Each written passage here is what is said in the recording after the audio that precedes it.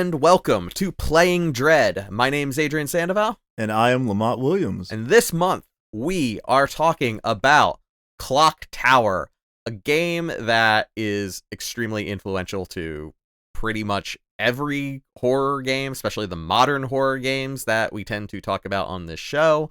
One that a lot of horror fans absolutely respect, but also kind of feels like a series very few people have actually played. At least I know that's how it was for me. Like, I've always wanted to play them, but I didn't start playing them until we started researching this podcast. So for me, I have a wonderful history with Clock Tower. And I'm just going to take a moment to say thank you to Joe and the sleepover that I had in middle school, because if it was not for that, I would have never have heard of Clock Tower. Like, that was my first experience at Clock Tower, and I needed to play it. I needed to, like, take a deep dive into everything that game had to offer. I don't think I knew that you had originally seen this series at all at this sleepover. I want you to, not just for my sake, but for the audience, like, tell me a little bit more. Was this the first one? Was this, or at least the PlayStation first one? We'll get into it. It's a thing. Yes, it was absolutely the PlayStation first one. And, you know, this is how much that game, like, stayed in my head. That I don't remember anything else that we did at that sleepover, but I remember Joe popping in that game, and the moment that it started, I was like, oh, this is different. And, like, it was scary in a way that I wasn't really ready for, because, and, you know, we'll talk about it a little, but it was the silence that game gets. Like, it was I don't know, it was, I don't want to say visceral, but there was something about it that was so different, that it wasn't action, but it was so scary. Yeah. Now we haven't, and I feel like we're putting the cart before the horse at least a little bit, because there's definitely, especially for those of you out there who might be aware of the Clock Tower series but have never played these games before, especially if you are a console gamer, it might be your first experience playing a game quite like it. It plays a lot more like a PC adventure game than it does your traditional console game, and I think a lot of us had probably played Resident Evil before, you know, Clock Tower, even though it technically predates Resident Evil and things like that. So, like, everything you're saying, like, makes a lot of sense. Not a lot of music in those games, at least like during most of it. Yeah, I can see where that would have been like formative memory for you or someone who might have seen that for the first time. You know what? You brought up a good point, because the early PlayStation game, like the earliest I remember, is Resident Evil. Mm-hmm. So going from something like Resident Evil to Clock Tower was a not a huge jump, but it was so different that it really did stick with me. So I didn't play the PlayStation game, and I didn't have anybody near me that I knew who had the original PlayStation game. I knew about this series like I knew about most games back then, which is video game magazines. And I'll never forget that very, like, stark, that key art that was in every magazine that they did for, like, the advertisements and everything, with, like, the scissor man holding the blades up in the air, blood dripping from the scissors, which, you know, this is a time where violence in games, not that there hadn't been violent games before this, most of them were on PC, and I played a couple of PC games, so I was mostly a console gamer. Video games were kind of in this period of time where games for adults, quote unquote, were kind of a new thing. So anything that had, like, any kind of, like, remotely violent imagery, especially in the advertisements, you know, for these things for kids, always was like this kind of very tantalizing thing. So I was always curious about this series. And yeah, I mean, I didn't play a lot of horror stuff, and this is probably something I'm going to talk about a lot on this podcast, but I didn't watch a lot of horror, I didn't play a lot of horror stuff until the original Resident Evil, so definitely playing Resident Evil got me interested in wanting to see more of these games, and this was just kind of a very mysterious game for me. Seeing ads for it, definitely kind of like advertising it like it was in this kind of like Resident Evil vibe, definitely like helped me mythologize those games in my head for a very long time, even though I would not really engage with them or not really play with them, you know, many years. So Yeah, so that's kind of my experience, at least at the beginning. But now I've played them. Lamont has played through a bunch of them and has seen a bunch of them. We're ready to talk about it. Before we dive in a little bit deeper, just to be clear, we're going to be covering the initial trilogy for this podcast. Clock Tower kind of has a very long legacy. Technically, there are only 4 games in the series, but if we're also counting its related games or games that people on the franchise would later go on to make as like a successor to it, there are actually a lot more of those games. This game actually has like a very, very big footprint, and someday we will do a different episode talking about kind of the legacy of Clock Tower and talk about all of the other games that kind of surround it, including the one other game that has the Clock Tower name, Clock Tower 3. But we will get into that. The whole thing is kind of a mess. That's definitely putting it lightly, kind of a mess. Kind of a mess, yeah. For today, we're going to cover specifically Clock Tower 2, and Clock Tower Ghosthead, sometimes known as Clock Tower 2, The Struggle Within. Yes, there are 2 Clock Tower 2s. So, for those of you who do not know, I guess we'll start here. The official series has 4 entries. There is the original game Clock Tower, which was not the game that we were talking about. That game came out only on the Super Famicom in Japan, did not have a United States release. Then there was Clock Tower 2 for the original PlayStation that did come out into the United States, just titled Clock Tower. So already we're in James Rolfe, angry video game nerd, chronologically confused, weird territory here. Clock Tower 2 came out as Clock Tower in the United States. And then in Japan, the next game in the series, technically a spin-off, was just called Clock Tower Ghosthead, which came out here as Clock Tower 2, The Struggle Within. Did you get all that? Lamont, did you get all that? I know, it's so confusing. And, talking about the PlayStation release, I did not know initially that was Clock Tower 2. It took me like later in my gaming career and getting into that franchise to learn that there was a Super Famicom game that I had not seen. So like that was a fun discovery. Yeah, it was a fun discovery for a lot of people. So Clock Tower got a fan translation on the internet around the same time that like emulation is starting to like really pick up steam and people are downloading all of the games that they played when they were like 5 and 6 years old for the original Nintendo and Super Nintendo. We're downloading those games from the internet, and fan translations start to become a thing. And in 2001, I was going to call them Neon Genesis Evangelion, though I'm pretty sure their name, Aeon Genesis, is supposed to be a takeoff of that. I don't know for sure. This isn't a ROM hacking podcast. Anyway, Aeon Genesis translation for Clock Tower was released in 2001, and it was just called Clock Tower because that's what the original game was called. In the fan community, the first Clock Tower has kind of been retitled, I guess, unofficially to The First Sphere, or Clock Tower The First Sphere. Oh, yes, that's right. And the reason for that is because the original Clock Tower also got a PlayStation remake in Japan that never came out in the United States. So they released Clock Tower 2 in the US, they released the spin-off in the US, but they did not release the original remake in the US. But that's, the PlayStation remake is called The First Sphere. It does have some changes. We'll get into that when we get into the Super Famicom game. But for sake of clarity, what we are going to do from here on out, and we're going to try our best, and if we make a mistake, we'll just edit it out and you won't know about it. We're going to try our best that the original Clock Tower for Super Famicom is just The First Sphere. I'm just going to call it The First Sphere. We'll talk about it as First Sphere. When we're talking about Clock Tower, we're talking about the PlayStation sequel. The one released in Japan is Clock Tower 2. That's what most people know it here by, is the name Clock Tower. So, now, I'm going to tell you right now, I might make a mistake.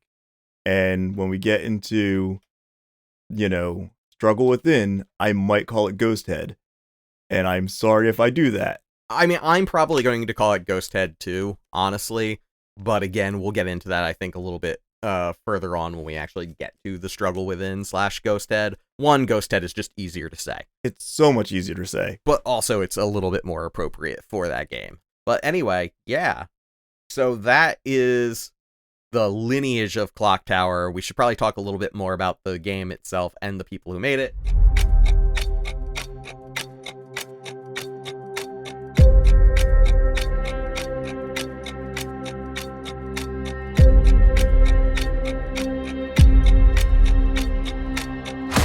So I guess let's start with Human Entertainment. They were established, well, I guess I should say that they were established in Japan in 83, and they were mostly known for sports games at the time, which I don't think I ever played any of their sports games. I don't know. Adrian, you may have. No, I mean, I want to say that I might have tried Fire Pro Wrestling at some point in time. That's kind of their number one franchise that they're known for, is the Fire Pro Wrestling games. Not a wrestling fan. I know that there's probably going to be a little bit of crossover for people here who are disappointed. I know a couple of my friends who are probably going to be listening to this podcast are big Fire Pro Wrestling fans. I've always been curious about them. They look like good video games, even if I'm not like a big wrestling person. But yeah, no, that is true. Even though a lot of their games did come to the United States, do you remember any other Human Entertainment games that you had played or had come in contact with that were not that weren't Clock Tower? Not off the top of my head, honestly. Because I will say that one of the things that made me very disappointed in doing research for this is that I couldn't find a connection between Clock Tower and the Adventures of Gilligan's Island for Nintendo Entertainment System. Okay, I was not expecting to hear that today. Well, like, and that's the funny thing, is that The Adventures of Gilligan's Island is also an adventure game. It is a side-scrolling adventure game, which Clock Tower we haven't gotten into yet, is a side-scrolling computer-style adventure game, which The Adventures of Gilligan's Island is too, on a console. There are definitely differences between them, but, like, if you looked up a screenshot right now and you looked at Adventures of Gilligan's Island for NES, you would absolutely think that it might have some of the team behind Clock Tower behind it. But it doesn't. There's not a single person who worked on Clock Tower who worked on Adventures of Gilligan's Island. This is a game I have a lot of familiarity with. It was one I actually did own as a kid. I also wrote a piece about it for Hardcore Gaming 101. And yeah, no, like when we did this episode and I realized it was the same developers, I really expected there to be some crossover. But apparently not. That is surprising because, yeah, I am looking up images of it right now, and honestly, I see what you mean. Yeah, I'll be sure to put like a video to it at some point in the show notes for you to check out, for those of you listening to this a little bit later on if you want to take a look. But yeah, no, other than that, they're probably their most well-known games are, at least prior to Clock Tower, are Kabuki Quantum Fighter, which is a side-scrolling action game that I've not played, Stadium Events, which has infamy for being like a really rare, expensive, like, definitely Stadium Events is worth a lot of money. They did that for Bandai. Apparently Dance Aerobics is a good pre-DDR game. Oh yeah, you know what? I was reading that. That is, I think, I think it's supposed to be like the first rhythm game. Mm-hmm. Yeah, well, I could argue that point maybe a little bit, but there's definitely crossover there. Absolutely. Yeah, no, but I think the main point here is that they were a very prolific developer. And they made a lot of stuff even before success with Clock Tower. And Clock Tower was something of a kind of a surprising success. But so Human Entertainment's been around. They've been doing a lot. They did a lot of different things. I don't know 100% what the main character of our story, one Hifumi Kono, who is going to be the person who leads the Clock Tower games. I don't know what his first game was at the company. Oh, you know what? I don't think I know as well. I'm gonna be honest. I tried to learn a little bit more about him, but he doesn't talk about himself very much. Yeah, outside of the Clock Tower franchise, Kono, who kind of led the charge on the game, it's kind of an. I kind of agree with that. It was kind of an enigmatic figure for me to look into as well. The work that he did prior to this. I mean, I'm sure that he was credited on some things that you could probably look up on Moby Games. regardless to say, absolutely was the driving force behind the Clock Tower games, as well as a bunch of other people who worked on the first Sphere initially. But yeah, I think that's a good lead-in to actually talk a little bit about the game. We'll talk a little bit more about its development and the influences behind it in a second, but I think it is fair to say, and we talked a little bit about this in the intro, that the original Clock Tower is a bit of a strange game. Oh yeah, absolutely. Because of the fact that it is a console game that plays like a PC game. Yeah, absolutely. So the game uses a point-and-click interface. You control your main character, Jennifer. And we'll talk about the story and how it works in a little bit. But the main premise is that Jennifer is in a mansion. There are other people there, but you mostly play the game isolated by yourself, and you're doing what you would typically do in a point-and-click adventure game, though I would honestly hesitate to call it like any other graphic adventure. It is very different from other graphic adventures. You look around a mansion, you're by pointing and clicking on everything. There's no command for verbs like in, say, like a Maniac Mansion or your typical Sara LucasArts game where you have commands like open that you have to click on first. Basically, you just click on an item and either Jennifer will, if it's a door, she'll open it. If it's drawers, she'll search it, or she'll give a little bit of commentary on it. You basically just click on everything. If she does pick something up, there is a limited inventory system, but then occasionally our horror monster for the series, Scissor Man, will jump out, and then you will go into chase mode. In chase mode, you can't actually look at anything. Pretty much the only thing you can do is run away. And hide. Very few hiding spots, but if you can find one, you can hide. At which point, Scissor Man will, 90% of the time, there are exceptions to that, but 90% of the time, Scissor Man will kind of look around, give up, move away, and then the music will calm down a little bit, and then you go back to exploration mode. It's funny because I was just about to bring up the fact that the music, most of the time when you're exploring this game, you actually don't have music. You have a lot of sound, but when Scissor Man does appear, that music, it really like drives you. That chase mode hits, it's an adrenaline rush. It's very interesting. Yeah, and this might be controversial to say, but I don't actually think, like when we're talking about First Sphere, I don't actually think any of the other musical stings in any of the other games are as good or as effective as the music in First Sphere. Song by the name of Don't Cry, Jennifer. When that hits, boy, like another name for the chase mode is the panic mode. And boy, does that send panic down your shrines. And it's so cool because like it's got a little bit of guitar in it. It's not just like scary music. It's not just like a jump scare music. Like no, it has like a little bit of like almost a prog rock edge to it a little bit. And there's reasons for that we'll get into in a second. But yeah, no, that song, that music is just makes the whole game for me. But yeah, I mean, for the most part, like this is not, when we say it's a horror game, I think a lot of people will think about games like Resident Evil. They'll think about like, you know, you equipped a weapon or even like, you know, modern games that really take a lot from Clock Tower, like your Amnesias or Outlasts, games where you're mostly running away and hiding from monsters. Clock Tower is just kind of so unique from them because again, you're just kind of, you click on something and hopefully, you know, if it's a hiding space, you get in there. Maybe Scissor Man will go away. Most of the time he goes away. Other times he'll attack you and you go into the actual panic mode where you actually like just slam the button a whole bunch of times. Oh yes, that's right. And everything starts flashing colors, like the mouse. Yeah, the mouse starts just like flashing red and blue, and then you have to start mashing the button. And depending on what your health is and how well you are at mashing the button, you might get away and you might have a chance to be able to hide somewhere again, or more than likely, Scissor Man kills you.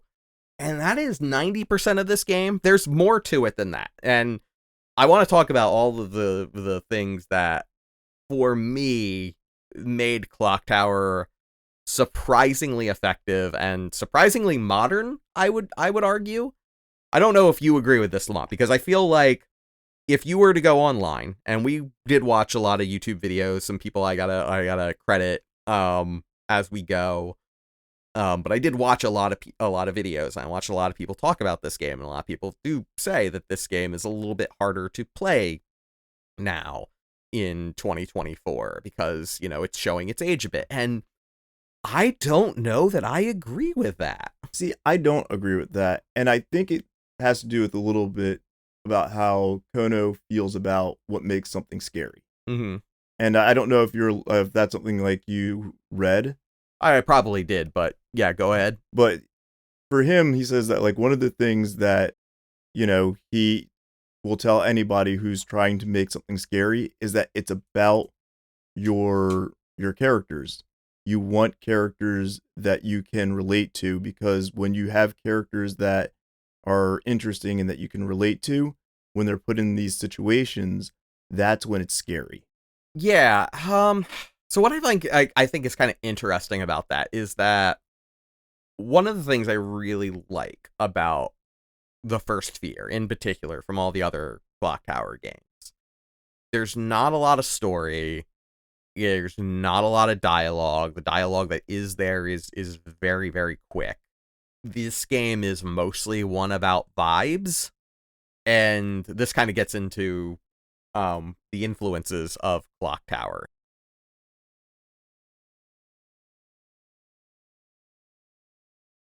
If you are listening to this after listening to our Alone in the Dark episode, you probably know that we talk a lot about its influences with Dario Argento and Giallo horror films and such. So we're going to try our best not to repeat ourselves too much, though you should know we're actually recording this episode before we record the Alone in the Dark episode. So I do know a few of the things that we're going to talk about when we do record the Alone in the Dark episode, so I'm going to try to veer away from those things. Kono has talked a lot about the various media that influenced Clock Tower, from Giallo horror films, Italian horror films, or Italian slasher thriller movies, such as the works of Dario Argento. Is also mentioned movies such as The Burning, which are not great. Yeah, that was a rough watch. Yeah, a little bit. I don't know how much we'll talk about that today, but that one I don't recommend. I do recommend what I see as the number one influence for this game, which was Dario Argento's Phenomena, in English, Phenomena.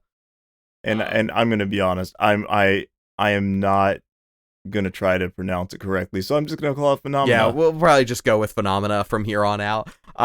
What I will say, though, is that is an excellent movie. You should, like, I do, of all the Argento movies that I watched in the lead up to this and the lead up to other horror video games that were influenced by Argento, which is most of them, or a lot of them, I should say, Phenomena was the one that I vibed with the most. It was very, very good. I did enjoy the story. I did enjoy the characters in that one a little bit more. I felt like I got to know the characters a little bit better than some of the other Argento movies, because the thing about a lot of these Giallo movies and a lot of Argento movies is that they are very much about the vibes. They're more about the mood, the lighting, the music, and just the feeling. And those soundtracks. The soundtracks, like what you talked about, the music of the Clock Tower franchise, also very much heavily influenced by the compositions by Gremlin, who did all of the music for Phenomena. Just incredible. But they're also it's also a movie that is mostly about vibes, and that's what I would say the original Clock Tower brings to the table. It is mostly a game about vibes, from the fact that, you know, most of your time in exploration mode is very quiet, to when Scissorman does jump out, the music starts to hit, and then you have this, again, kind of almost adrenaline pumping, but still scary music. Doesn't really ruin the horror vibe at all. And yeah, I don't know, like, the first Clock Tower works for me because, you know, when we talk about cinematic games, when we talk about a game being like a movie, right? I think most people think about games that we're going to talk about probably in the very near future, like Until Dawn, where you have characters talking to each other and you make choices as the story goes along, what they're going to say to other characters, whether they should go left or right when they're being chased and such, you know. But there are other ways to do cinematic games, and for me, like, if the goal for Kono was to make like a playable Giallo Argento movie, that is essentially what Clock Tower brings to the table. And boy, does it do such a good job with that. At least that's my feeling about it. So honestly, I feel the same, and that's only in that, like, doing the research for the podcast and watching the movies and going back to that game. No, I absolutely see what you're talking about on that. Yeah. So I want to talk about a couple of the gameplay things that we didn't jump into too much. Like, I think we covered like kind of like the basic overview, right? But there are a couple other things that are going on here that are a little bit different from other point and click games, which is why, like, I kind of hesitate to say that it's like that it's that similar really to other point and click adventure games on PC. And it's not just the fact that you don't have like verbs and actions that you might think of when you think about a Sierra adventure game or a LucasArts adventure game. For one thing, you can play the entire game in about an hour. And that's for the endings that go through a complete story. Like, there are endings in this game that are like 5 minutes. You can beat the game in 10 minutes, 5 to 10 minutes technically. Now, like, the ending with the car. That's the one I was thinking about, was the car ending. Yeah, you can find a car in the game, and when you first find it, you can't jump into it immediately. You have to do like a couple other actions, but then like you can just get in the car and you can just leave. And then Scissor Man's in the backseat, and that's an ending to the game. And then you've completed the game. But like, even if you do like a full run, all the way to like seeing most but not all of the things that the story has to offer, when you do get like some of the major plot twists in the game, like that run only takes like an hour. And there are something like 7 or 8 different endings in the game in total. And the idea is that you are meant to play it over and over and over again, which is why it's so quick, why it's so fast. And one of the other really neat things that they do is some, not all, but some of the map is random. Oh, yes, that's right. Yeah, there are certain rooms. It's not very many rooms. Like, most of the rooms stay in place, but there are like 1 or 2 rooms, some of which have key items that you need for the story, some of which are just there to scare you, or a room where Scissor Man pops out, and I think there might even be like 1 or 2 rooms that have nothing at all in them going on. Well, to be fair, some of those rooms are that way because of development time. That's true. That is true. Yeah, there are a couple of weird things with the game because they did have to kind of rush development a little bit. It's also why it doesn't have Super Nintendo mouse controls, which would really, really help this game. It's like the one criticism I have would be it would be nice to have the mouse controls, and apparently the reason they're not there is because they ran out of time. And to be fair, like, when you learn about the creation of Clock Tower, and when you find out that it was an inter-office competition. I forgot about that. Yeah, I think that plays a lot into it, because at the time, Human wasn't doing anything but sports games, and the developers were getting bored. So they opened up a competition between like themselves to say, let's make a game, and the best game will get published. It's interesting. I think there have been other examples of that in game studios and game history. It's not the only time I've heard a similar story of this. Do you know of if there were any other games that were released as part of this competition? No, I think Clock Tower was the only one. I think they just had an inter-office competition, and Clock Tower just happened to win out, so that's the one they went with. Okay, that's cool. And it's cool that it did, which is funny too, because a lot of people were not confident in the game, because it's and again, that doesn't surprise me. It's such a different feeling game, and there's so many like decisions that, you know, especially for a studio that was popular for sports and action titles, probably threw a lot of them for a loop, like things like you play the entire game in an hour, like the fact that the rooms are randomized, you know, that's not quite the same experience every time. But I want to be clear on that too, that again, it's only like a couple of the rooms are randomized. So every time you play, like, you still have a fairly good idea of what your bearings are, right? It's only until like, and really, I don't, if I'm remembering correctly, I could have this wrong. It's really not until like the second half of the game that you start to run into rooms. Items might not be where you think they're going to be. And again, it's only like one or two items, and they only have like two rooms that they swap between. So it's a very, very limited this randomness. But to me, that just adds to the feel. It's almost like a dream. Like every time you play it, it's like you're having a recurring dream where there's just like one or two things that are slightly different. Yeah, no, I agree with that. That is it. That is a funny way to think about it, but I really do love that. It's just a vibes thing, and which is what this game for me all is, right? Again, there's not a lot of story sequences. You very rarely run into characters, and most of the time that you do, they're probably already dead. And then kind of going back to what I was saying before about like kind of how modern this game feels by other standards is one thing it does have in common with other PC adventure games is you die fairly easily. There are things that you can click on the game that aren't even Scissor Man that will just kill you or send you into panic mode, and then you might die from not clicking hard enough, or if you have are low on health when you run into them, and then you'll die. But then you'll get dead end instead of game over. It says dead end, and then you go back to the title screen. You go to the menu. You click continue. You're right back in the room that you were in. It's funny, I didn't think about that, but the fact that they did dead end takes me back to like choose your own adventure books. Oh, yeah, absolutely. Absolutely has a choose your own adventure feel. And again, kind of doing that without being a choose your own adventure game, which is just really good for me. But yeah, you just go back to the room that you were currently in. And, when we think about point and click adventure games, when we talk about like how dated they are, we usually talk about the fact that you have to like save every time you take a step because something might just kill you automatically with no warning.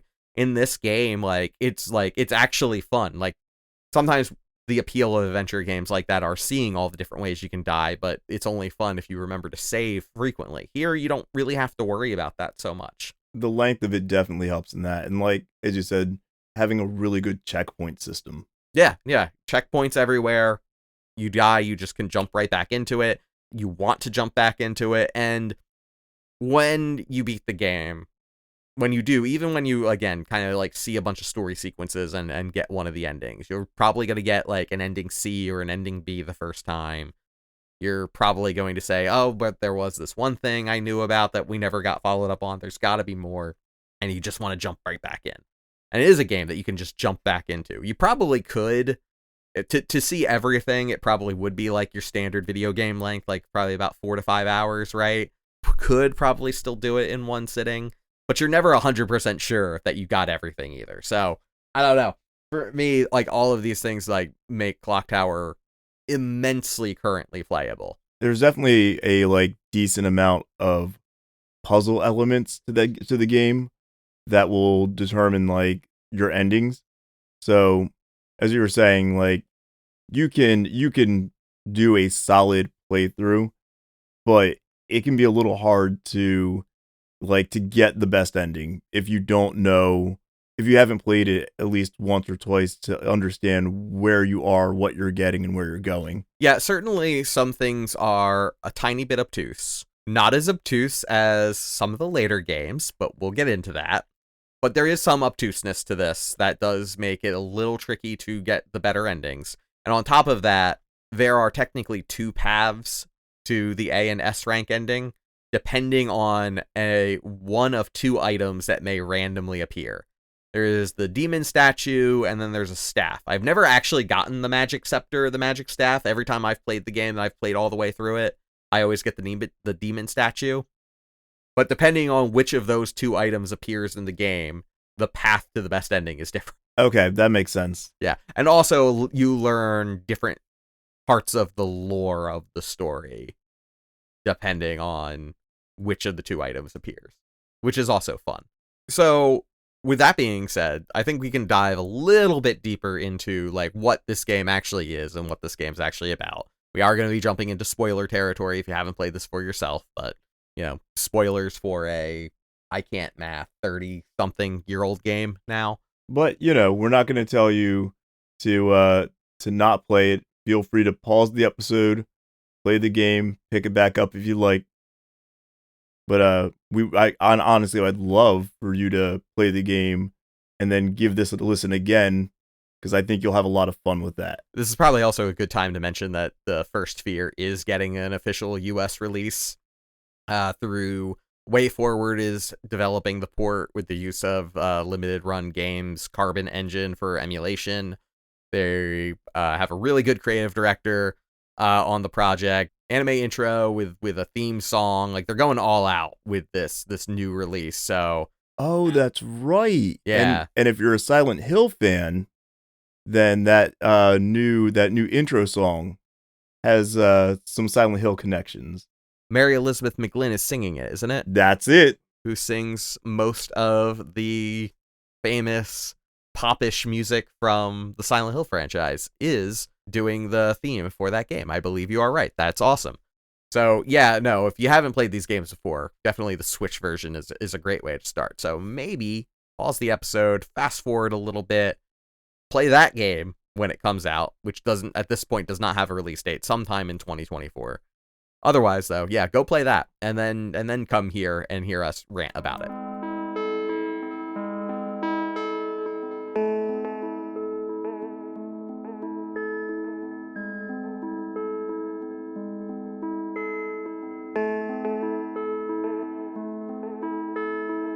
So we've mentioned Scissor Man quite a bit, so I guess it's time to talk a little bit more about Clock Tower itself. You are playing as a girl named Jennifer at the beginning of the game, who, along with a couple other girls, I forget how many there are at the beginning, I believe there are 3 other girls at the beginning, have been adopted by a mysterious fellow by the name of Barlow. You are being ushered there by Barlow's caretaker, a woman by the name of Mary, who has come and picked all of you up from the Granite Orphanage.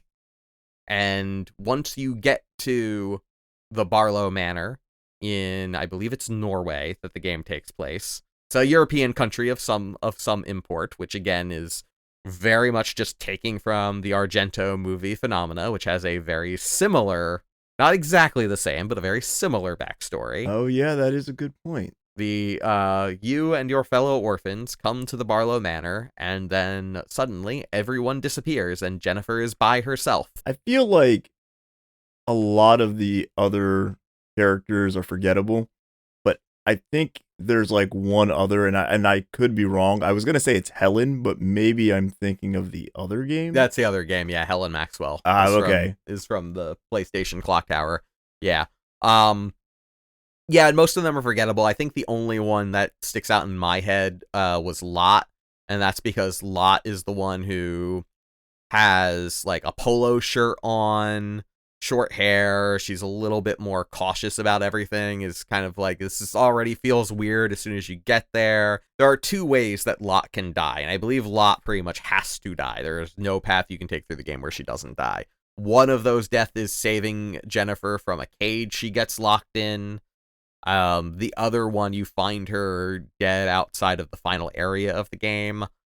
So she actually does kind of get a little bit of a monologue in a game that, like I said before, does not really have a lot of dialogue.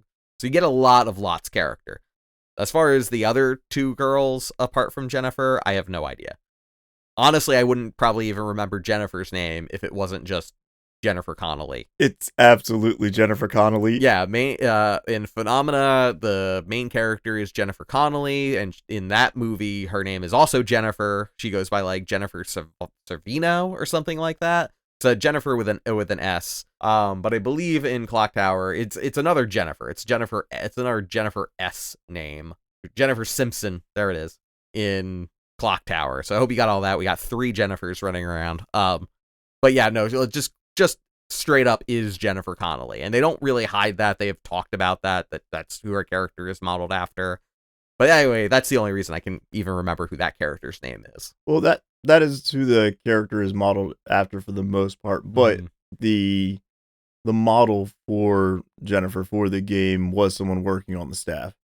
Oh, interesting. I did not know that. Yeah, as a matter of fact, like, she looks so much like Jennifer Connelly. She really does, but like down to the outfit that she's wearing in the game was the same thing that staff person was wearing. So like Huh. that's also like kind of why the animation is so smooth, and because they used real video and modeled the movements after her. Interesting. I mean, yeah, it very much is clearly using that kind of rotoscope style of animation, and yeah, no, that's actually very fascinating. That, I mean, I kind of figured that they had used a staff member for the animations and such. I didn't realize that they had like gone as far as just like kind of creating a clone of her and then giving her more of a Jennifer Connelly kind of facial feature makeover to the face. Yep, exactly what's that. going on in that character profile. But I mean, yeah, you're right. The other characters are basically forgettable, but like that's also again because of kind of the lack of dialogue in the game, right? Most of the dialogue are the villains, which really mostly is Mary, the caretaker who first brings you there, who you eventually learn is the mother of Scissor Man, which again is a plot twist just taken directly from Phenomena.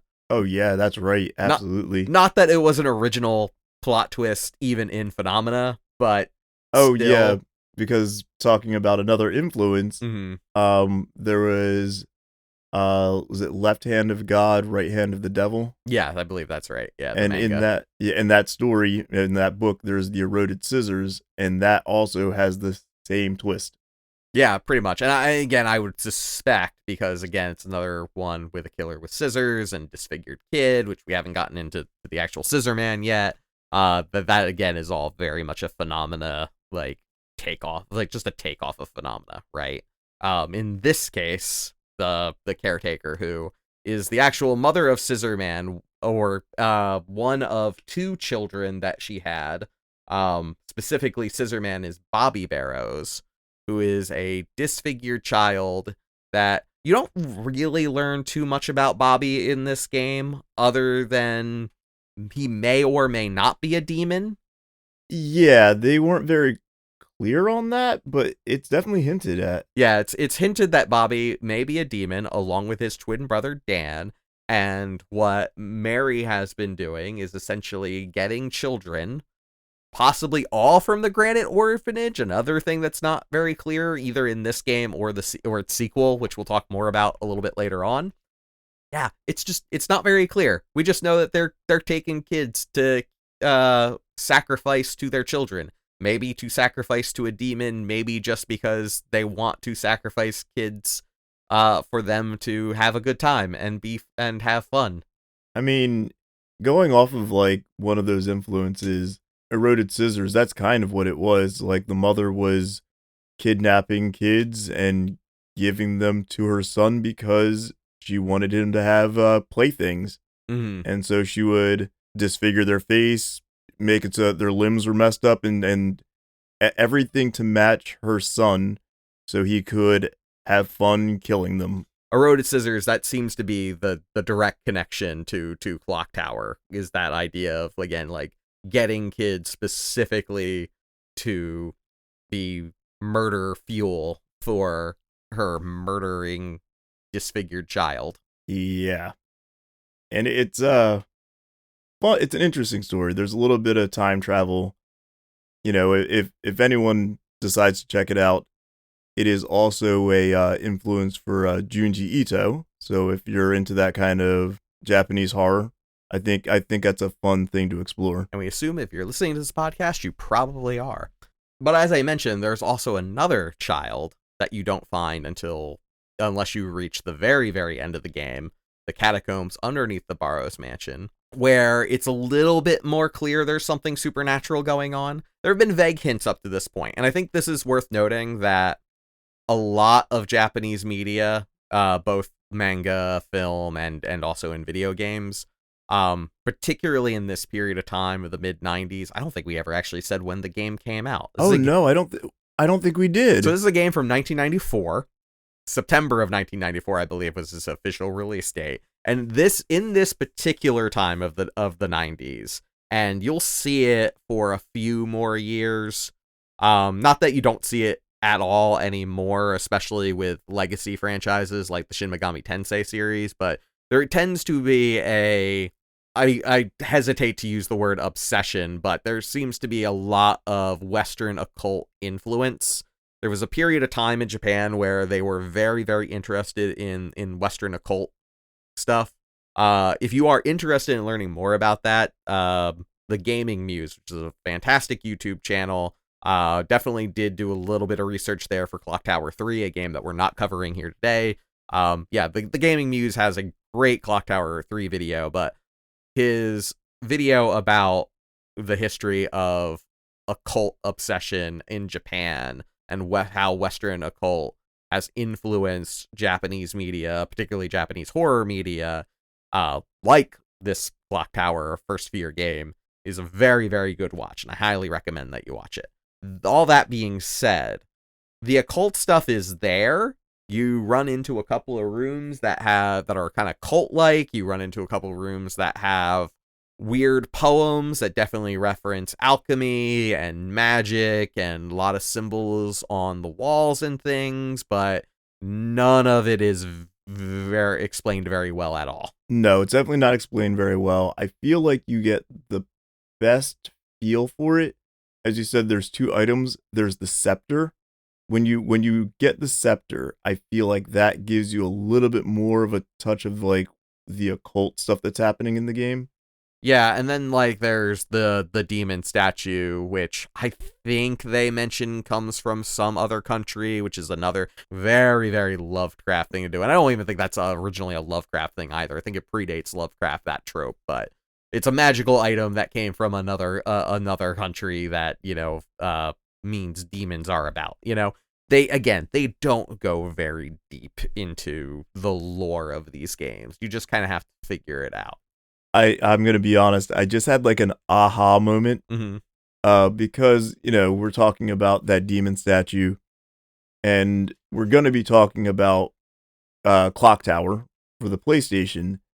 And now I remember that that's the statue at the beginning of the game. Mm-hmm. Yeah, no, it's the same demon statue, which is why it's so funny that your odds of running into it are a 50-50. They're a coin flip. Yeah, because that's now that I know that, like, now that it's occurred to me that that's what that item is, because it's a 50-50 and I didn't interact with the demon statue.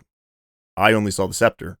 Whereas I barely ever got the scepter. I always get the demon statue. But anyway, so yeah, when you run into the other Barrow's brother, they are essentially just this like blob. Like it's just a really like hideous like blob monster. Like not fat. I would not use the word fat to describe it, which is a pretty bad term to talk about anything that's like deformed or anything. It's like, no, it's pretty much just a blob of a human being. You know what? If I could relate it to anything, Tetsuo at the end of Akira. Yeah, something more kind of like that, I think, is a good description of it. Again, probably that way because it's a monster. It's definitely more of a monster horrific thing than Scissor Man is. Scissor Man, at the very least, like, bad vibes. Like, it's definitely, like, clear from its face that it's not, that it's human-like, but there's something wrong with it, whereas this is just more or less a straight-up monster that chases after you when you discover the other Barrow's brother. I mean, it does chase you. Yeah, he definitely more crawls at you.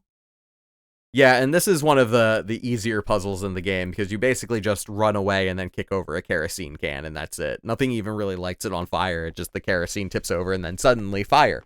Well, I'm not gonna say so. You're below in the caverns and there are candles on the walls that are lighting up everything. So when you knock over the kerosene, it just naturally catches on fire because of one of the candles on the wall. I think you could make that assumption. I don't even know that it falls near a candle. Or no, it does. Is there? Yeah, okay. I double checked because I was wondering about that fire. Yeah, it's definitely not clear when you do it, right? But yeah, and then other than that, there is a chance that you might come across the person who supposedly adopted you, but he's just locked in a cage and has clearly gone out of his mind. He will attack you unless you find Ham, which is, again, one of the more obtuse puzzles in the game. I don't believe it's a soft lock. It might be a soft lock if you don't find the hand, but you get locked in the cage with him. I'll have to double check. I'm not aware of any soft locks in the game, but I guess that one's a potential one. So there's that guy. who again is never really heavily explained beyond just the fact that that Mary locked him in there. That's never heavily explained. There's a room that has crows in it where they've cut off the heads of most of the crows, but there's one crow that's still alive, and you have to let that crow out with a key that is in that room. Like, it's not like you have to find the key somewhere else in the mansion. You can find the key in that room and let the crow out, but you have to do that to get the best ending. Yeah, I remember that. Also, I hated that. I have like a weird thing with birds. Birds freak me out a little, and that definitely made me uncomfortable. I mean, birds are weird, definitely, but you have to. But that bird's okay. That bird is okay. That bird comes back. I think there is a bird that kills you in the game, but not this one. This bird is good. Yes, that bird comes back, and he brings his buddies, brings some help, to help defeat Mary in one of the endings. Yes, and that's why you have to unlock the key to be able to get that ending. And that's probably the most obtuse thing. Again, if you're trying to get the best ending in the game, that's one of those like kind of slightly obtuse puzzles. But even that one, like I said, the key to unlock the cage is there in that room, and that is one of the rooms that randomly changes where it is in the mansion. But the key is always in that room, so it's not like it's too difficult to know to use that key there. I think you might just be hesitant because it might kill you, because everything in this game might kill you. But I don't know, like being able to, but other than that, I don't know, did I miss anything? Because I think that's like most of the major events and most of the story that you get in this game. I mean, you do learn that Jennifer isn't just a random, like, person. Like, she has a connection to the mansion and to the family. That's right. I did forget about that. And that's actually one of the endings that I never ran into myself, or one of the things that can happen, I should say, that I never ran into myself. There is a hidden room in the game. And the reason I didn't run into this is because that happens on the staff run. It does not happen in the Demon Idol run. Oh. You can find the hidden room in the game. There's a place, there's one of the rooms where you have to move a bookshelf, and then you have to break down a wall. And then once you break down that wall, you find a room that's basically like a prison. Yep, exactly that. There is a room that has a locked door that you can't get into, and it's basically what the other side of that room is this like prison room. And in the path where you get the staff, depending on the actions that you take before you get there, you can find the skeleton that was Jennifer's dad. I forget exactly how she realizes it's her dad, because it's just a skeleton, and also this happened when Jennifer was a baby. So it's because the skeleton is still wearing a coat, and the coat still has the badge on it.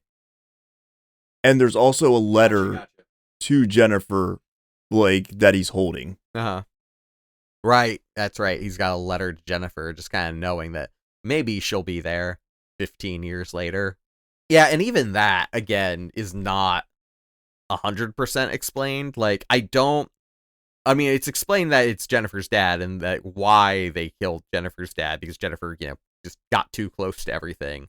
But as far as, like, Jennifer coming to the house and killing them, I was never 100% clear if they specifically chose Jennifer because it was her dad's daughter, or if it was just a coincidence. She went to Granite Orphanage. They were getting kids from the Granite Orphanage. One of them happened to be Jennifer. I think it's I don't want to say a little bit of both, but if I remember right, Jennifer's dad was the doctor who helped Mary give birth to the to the twins. So he had to die. He witnessed the birth of the demons. Gotcha. And that's kind of what made Jennifer an orphan. Right. Which is, why she's at the orphanage. So it kind of just happens to be a full circle. Yeah. And it's almost feels like the line was fated almost. They don't say this outright in the games, but that is kind of what it feels like, that her line was fated to come into conflict with this group. And it won't be the last time that she will have conflict with this group, which is where we kind of get into Clock Tower for the PlayStation. But yeah, I mean, if it seems like my memory seems very foggy on a lot of the details, do you have to remember that none of this is explained very well. There's very little dialogue. I think that scene where you find Jennifer's dad, which I have definitely seen, even if I haven't seen it in the game itself, but definitely from watching videos and kind of researching it to figure out how to get the different endings and such. I've definitely seen that sequence. It's probably some of the most dialogue heavy part of the game, is finding that corpse and reading the letter. Yeah, really outside of the very beginning of the game, which gives you kind of a cutscene with text. Mm-hmm. Yeah, which, and again, not something that happens very often in this game. Happens a little bit more in the PlayStation remake, where they added a lot of extra scenes and extra sequences, but especially the Super Famicom game is very, very rare that you get a scene that cuts away from like the normal gameplay. No, that's absolutely correct. And like when we get into the PlayStation game, I want to say the fact that it's all voice acted is kind of another help. Yeah, and we will definitely get into that. I'll save my thoughts about how the PlayStation game kind of switches some things up, particularly with its storytelling, when we talk about that. I mean, this is a good place, I think, to start to transition into talking about the PlayStation Clock Tower. I just want to wrap up this first Super Famicom game just to one more time say this game really did kind of blow me away. And of the three, I will just put my impression out there right now. If you have not played any of these games and you have a choice of the three original series ones to play, I think it is this one. I think the Super Famicom one is the easiest one to get into. So before we leave First Fear, I also want to say that for the introduction to your series villain, First Fear had the best introduction for Scissor Man, I think. Which introduction are you talking about? So because there are multiple. Oh, so I only ever got one every single time, and it's when he breaks through the ceiling, through that glass ceiling. And the funny thing is that this again changes what ending you get. There are two possible ways, as far as I remember. There might be more, honestly, depending on how long it takes you. There are two places where you have the potential to run into Scissor Man for the first time. The one that you're talking about, you have to kind of search around a little bit in the west wing of the house, which is the first and only area you have access to at the beginning. And then if you don't run into him in the west wing, and then you go back to that initial starting room, you can't see it, but there is a stained glass skylight in that room, which is where Scissor Man comes crashing down with one of the girls that you came into the Granite Orphanage with in the middle of his scissors, and just comes crashing down with her in the middle, and it just skewers her through the floor. Absolutely fantastic intro. Another place you can run into him is when you're exploring that west wing. There's a bathroom. If you go into the bathroom, the shower door, the shower is shower curtain's pulled closed. Okay. Go into that bathroom and you look in the shower curtain. When you open up the shower, you find one of the other girls hanging from the shower.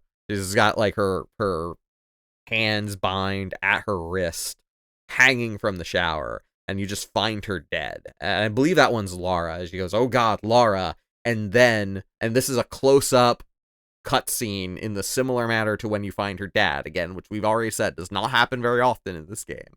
It's got one of those like close-up, detailed artwork portraits of her hanging in the shower, and then suddenly Scissor Man jumps out of the bathtub from the water. I have not seen that one. Yeah, I need to actually go back and watch that. And again, if you run into that one, you don't get the one of them falling through the skylight. Yeah, the skylight one is the only one I've ever gotten, and I thought that was such an amazing way to introduce the villain. Yeah, I know, absolutely. And again, I think both of those intros are fantastic, which actually reminds me of one last thing to talk about also with this game. There's so much to talk about with First Fear. First Fear is so good. Probably going to spend more time talking about First Fear than any of the other ones. Is, despite everything we just talked about with seeing dead bodies, Scissor Man falling through the ceiling with literally with one of the girls like having the scissors in her stomach as they fall down to the floor. This game is surprisingly bloodless. There's actually not a lot of blood in the first Fear. Yeah, no, there's not a lot of blood at all now that you mention it. The only time that I know of that there is blood there is an elevator that is crucial to the end of the game.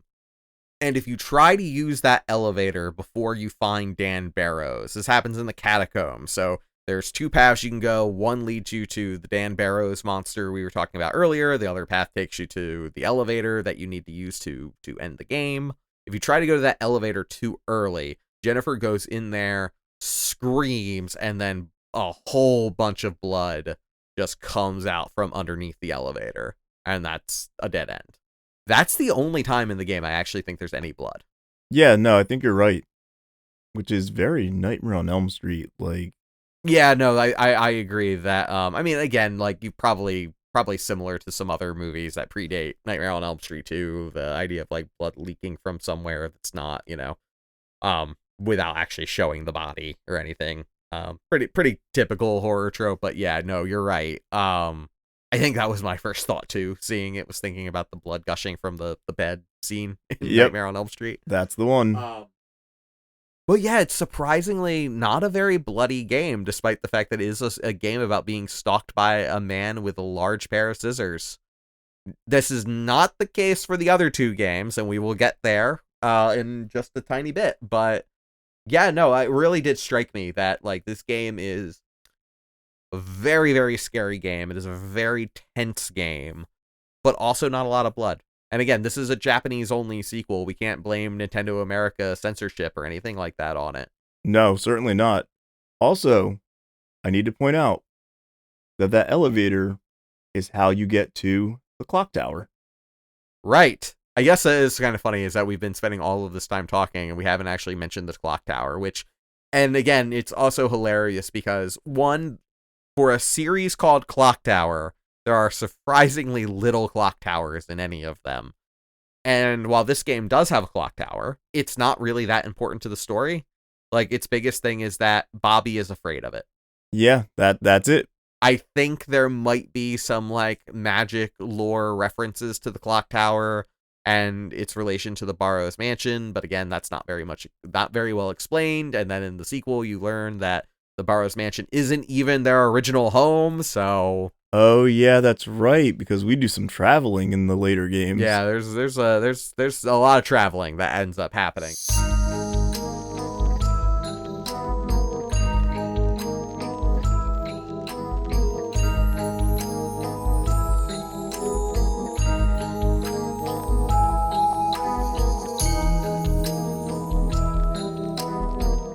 So, Lamont, I have a question for you. Sure, Adrian, what's up? So, when it comes to the PlayStation Clock Tower, the sequel, the one that we actually got here, Kono has gone on record and said that he didn't really want to make the sequel. He was kind of out of ideas when they approached him about doing it. First Fear did very well in Japan, apparently, well enough to justify a sequel and a remake a year later down the road. Human Entertainment wanted to do it. Kono didn't really want to do it. He felt that he was kind of out of ideas. Do you believe him? You know what? No, I do believe him. And, in those same talks where he was talking about how he didn't want to do this, one of the things that he did mention was the reason why he wanted to do this sequel. And it was Resident Evil. Yeah, and that's something we're definitely going to get into with this game is the very clear Resident Evil influence. Maybe not as apparent as it is in Ghosthead. At the very least, they definitely were feeling, I think, some pressure from Resident Evil with this game. And we will get into that. That being said, I want to talk a little bit about why I'm kind of skeptical of the claim. It really comes down to, I mean, if we go back to what we were talking about with the first Clock Tower, them being kind of very restricted by their budget, by the timeline. There were definitely some parts of the game that were unfinished. There's a whole door you're not able to even go into. So supposedly they had a much bigger game in mind for the things that they wanted to do with it that they were not able to do for all of the very typical game dev reasons. Again, money and time mostly. So you look at the PlayStation Clock Tower, which I'm just going to go on record and say is basically the Super Nintendo game, but more everything. I find it hard to believe that a lot of those things that they had originally wanted to do were not implemented into this game at the very least. But even thinking about like not having any ideas, I don't know. There's just something about that that doesn't ring true to me. I mean, I see what you mean, but I think we said we're calling it First Fear. When First Fear, when they closed that book, I really think that he was like, I'm done with this. You know, I put my cards on the table. This is the story I wanted to tell.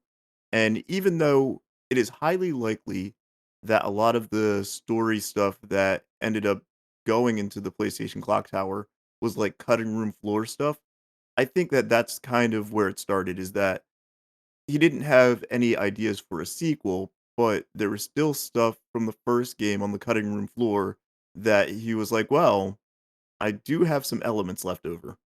Yeah, and I think that might be a fair point. At the very least, maybe the story was finished. Maybe there was more that they could do with this concept, which is funny to think about because, as we will talk about when we get to Ghosthead, this is kind of the last game that in Clock Tower, despite not being the last game to have the name Clock Tower. This is kind of the last one of this story. And this game, like the first one, is very heavily Argento inspired. I might even go as far as to say that this is more like a Dario Argento film than even the first Sphere was. And again, we'll dive into that a little bit more when we actually do jump into the narrative of this game and its similarities to the first ones, where it differs, et cetera, et cetera. But, one thing that, going through Argento's catalog and a lot of the Giallo movies is that they don't really have sequels so much. I know that there are probably some people out there who are aware that Suspiria is part of a kind of sort of trilogy. Whether or not those movies are spiritual successors or direct sequels, that's a whole other conversation we don't have to dive into now. But from the perspective of, your Giallo horror movies, where there's typically, a killer at the end and there's a final confrontation and then the story is kind of resolved. The first Clock Tower kind of does feel like a closed book symbolically, at least to the point that there was a story there. We did talk about how the first game kind of is very vague in a lot of ways. There's not a whole lot of dialogue and everything.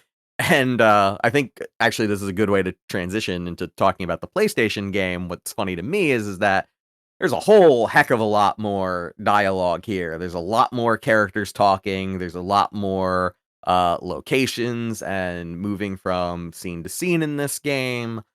But I also don't think there's that much more, for lack of a better word, lore.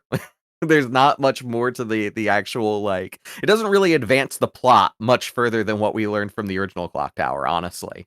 No, no, it certainly doesn't, but, and I feel like we said this before, this was the first game that we got in the States, and it does not hide that it's a sequel. Yeah, which is another really funny thing about this game. And I think this actually kind of brings it back to what you were talking about with Resident Evil a little bit. I can't say much about the publisher end of this game. We talked a lot about the development of First Fear, and there's actually quite a bit on the development of that game. Now, from what we gathered, there was not nearly as much about this game, which is funny because, again, this is the one that I feel like at least more people over here in the United States played. I don't know. I can't speak for the Japanese numbers. Again, enough to justify at least 2 more sequels. So enough people played it and felt fondly about it. But I don't know how popular this game was in its home country compared to the first Fear. But it's the one that we all played. And I think the reason why this game came to America, wholeheartedly, and this is a theory, this is speculation. I can't say much about the publisher, ASCII, what they were thinking when they brought this over and why, but I'm going to hazard a guess and say that Resident Evil had a lot to do with it. Oh, yeah, no, I'm gonna completely agree that Resident Evil had a lot to do with it, because Resident Evil is quite literally the reason that we have this game. You know, Absolutely. Mhm. yeah, Kono saw Resident Evil and was like, "Oh, so this is a cool idea. I really like what they're doing. I wanna make a game that looks better." Yeah, and that is something I think is important to remember about the original Resident Evil. And one day, and I'm sure people who are listening to this podcast know that eventually we're going to get to Resident Evil. But one of the things to really remember about the original Resident Evil is that at the time, that was a mind-blowing game in terms of 3D console games. Like, nothing really looked better than that game, and they had to do a lot of tricks to pull it off. We talk a little bit about this, or we're going to talk a little bit about this in the Alone in the Dark episode. Again, that's one that has already aired for those of you listening, but we haven't actually recorded it yet. Resident Evil does the same thing that Alone in the Dark does, where you have your characters plastered onto backgrounds. The ones in Resident Evil are pre-rendered. The ones in Alone in the Dark are not, but similar effect allows them to do a lot more detailed work with the character art, which is why the characters in the original Resident Evil look so good. And Human already wanting to do a Clock Tower sequel in the first place, like, it felt like the right time to do it. That being said, I think the place where you see the influence of Resident Evil the most on the original Clock Tower is really just the look of the game. That is really where you see the Resident Evil comparison is the look. I said it earlier, that's really what their aim was that they saw that Resident Evil beautiful game, and they wanted to be able to reach really to surpass that level of graphic beauty. And I think they did it. No, I absolutely do agree. The character models, they might look a little too close to the original Resident Evil. Like, it very much like has that same vibe, but it also has no pre-rendered backgrounds either. It's all full 3D, which again for the time is crazy.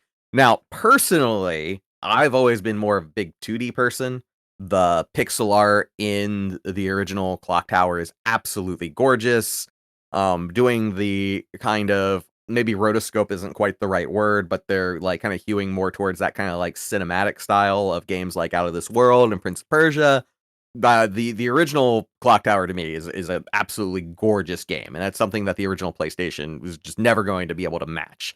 3D does not ever hold up, right? Like, the longer we get further away from it. Whereas good 2D art is always going to be absolutely gorgeous. But I don't want to take away from, just again, comparatively to what else was on the PlayStation, how good Clock Tower looks. Like, especially for a small developer like Human Entertainment. Like, you can tell they put a lot into this game. Oh yeah. Oh yeah, they absolutely did. And then we have graphics, but I feel like, you're probably gonna bring this up too, is that this game had a lot of voice acting on top of it all. Yeah, absolutely. And it's funny too, because one of the things I wasn't really sure about, the game opens with this a good cinematic that's basically a remake of the part of the ending to the original Clock Tower anyway. And they have a voiceover over it, which is the voice of one of the characters, Professor Barton's voice. And I, for the life of me, was like, is that voice synth? Like, it sounds like early voice synth, like the Windows voice synth that you would have on like old Windows 95 machines. But that actor has a credit. I guess it's a human being. It certainly doesn't sound like it. I That's a long mean, way of saying that the voice acting in this game, there's a lot of voice acting, not necessarily good. I didn't say that it was the best voice acting, but I will say for the time, they did a lot. They did a lot of work, and Yeah, some of for it was sure. good, but not all of it. Yeah, no, and again, like, you have to consider the time period, right? Like, we're talking about this compared to the original Resident Evil, which also famously had bad voice acting. There is some debate on whether or not it was intentional or not. Again, we'll save that for the Resident Evil episode. And with Clock Tower, I don't know. Like, again, this is very much a game that is more about vibes than it is about coherent storytelling and such. Argento films also kind of have stilted acting that is dubbed over people speaking in Italian. That kind of adds to the mystique of it a little bit. Something that you also see in works that are obviously very influenced by Argento, like David Lynch television shows and movies and things. And it works here. Like, I don't say it to disparage the game at all. It is funny in hindsight, especially when you first hear it. But playing through it, it honestly, it doesn't bother me. I think it just adds to the mystique, the overall mystique of the game. Now, I think it is worth mentioning here that it also kind of feeds into one of the issues I have with this game. compared to the first game. And, from the first segment, I absolutely gushed over that first game. I love the first Sphere. I'm not coming from a place of nostalgia with any of these games. Like, I never really sat down with First Sphere until researching for this episode, and then I kind of fell in love with it. Similarly, I had never really played this PlayStation game, and I know, Lamont, you had already said that you played it at a friend's house initially, so you did kind of have that experience, like, when this game was new here in the States. And what I said earlier about this game kind of basically being the same game but more is in everything. It's, again, in how in depth they went, not just with the 3D graphics, but the cinematics, the voice acting. There's a lot more places to go in the game, rather than just being in one location. There are several locations that you go through. It's split into two modes: an exploration mode, which is mostly just kind of go to the right place, check this place. Are there people there to see story? No, good. And then you have the levels that have chase mode, where Scissorman is chasing you, and it's mostly the same gameplay from the other game. So it's basically Clock Tower. Like, for all of the innovations in terms of the graphical aesthetic and the voice acting, overall, this is basically just more of the same. It's more Clock Tower. Oh yeah, Kono knew exactly what he wanted when he was developing this game. Yeah. And again, I don't know how it is for you, Lamont, especially, again, being that this game was kind of your first experience with Clock Tower. I don't necessarily know if more equals better. So it's one of those things that, having played it again for the podcast, and then really experiencing First Fear, for all of this, my nostalgia goggles are a little clearer. I see some of the faults in it, but at the same time, I do still love it. You know, on a story level, I felt a lot better playing First Fear and then re-experiencing this, because then a lot of stuff made sense, especially because, and I could be wrong, but for me, without that context, there were some puzzles or some things I was exploring, and I was like, I don't understand why I'm doing this. This makes like zero sense. Yeah, again, it is really funny how, like, even in the localization, they don't try to hide that it's a sequel. Like, that's the thing that stands out to me. Because, for those of you listening who were not a part of this era, getting a game from Japan that was a sequel to another game that had never come out here, that wasn't an uncommon thing. I think probably the best known example is Earthbound, aka Mother 2. And, there are some things about the original Earthbound where the context from the first game really helps, but for the most part, you don't need to play Mother to understand Earthbound. And in a lot of cases, they will just kind of change dialogue, localize it in some way to make it seem like it's its own standalone thing. They did no such thing with this game. You are just kind of thrown into the middle of a story, and just kind of have to deal with it. And I agree. Yeah, I absolutely think the first Fear helps add a lot of context that really helps. Again, having not experienced that, having just kind of gone from the first Fear to this game, for me, what I've noticed is that it's just a lot more fluff, right? So, like I said, there are multiple levels this time where you have action sequences that play more or less like the same Clock Tower, with the exception of the third act, and we'll talk about that in a little bit. The chase sequences take place in smaller environments, and the puzzles, they're not nearly as obtuse. I don't think we talked enough in the first segment about how obtuse some of the puzzles in First Fear get, where, like, sometimes you have to check something twice in a row for something to happen. Like, it's not enough to just look at a box and then Jennifer will push it. She has to first say it's a box, and then you click on it again, and then she'll push the box. That's something that happens multiple times in the First Fear. Oh yeah, that's right. I vaguely remember that with the crow. Right. Yeah, where you have to check the crow's nest to find an item. It's a random item, but an item, right? Not as much as that in this game. But also, everything is so much more simple, at least for the first part of the game. For example, like when you're trying to escape the university building, which is the first chase segment in the game. For Jennifer's story, anyway, you essentially have to find a screwdriver. Oh, I Uh, remember that. Right? Yeah. You just kinda go around the rooms, and maybe you find the screwdriver before you find the door you need to use it on. I think there's also a key that you need to find as well. You have to find a key to unlock the door that gets you to the screwdriver. The screwdriver is needed to open a door, and that's it. That's it. That's the entire thing. And like that's kind of how the entire first act goes. There aren't a lot of real investigation or searching that you need to do, and those segments don't, like, with one big exception I'll get to in a little bit. There's not even like people to run into or talk to. There's some really good scares. This game's a lot more scary and a lot more gory because, again, like, everything has to be bigger, more characters, bigger body count, etc., etc. And like I said before, the first Fear didn't have like much blood. This game, No, it certainly did not. yeah, but then there are multiple decapitations in this game. There's some really horrifying stuff that happens in this one. Sorry, I will say that the sound design was also terrifying. Like, there are scenes where, just like the first game, it's so quiet, but then you'll just get hit with something. Like, I remember I think it's the library, and you have to go through a door, and then a siren hits because the cops are outside, and it's so jarring, and it doesn't stop. Yeah, definitely, again, one of the big benefits for this game is being on CD and having CD audio for them to be able to do cool stuff like, yeah, actual police sirens and really good sound design in this game. And music's good. I don't think it quite reaches the heights of the Super Nintendo game. There's nothing on the level of Don't Cry Jennifer, the chase music from the first one, but it's still really good. Like, I don't want to take that away from it.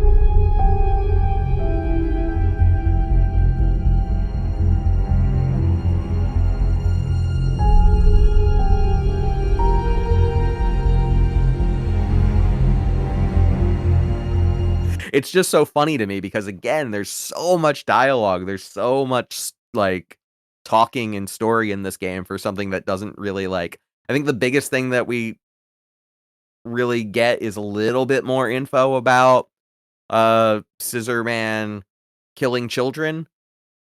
But honestly, were you Yeah, 100% clear on whether it was Scissor Man killing those kids or just the Barrows family?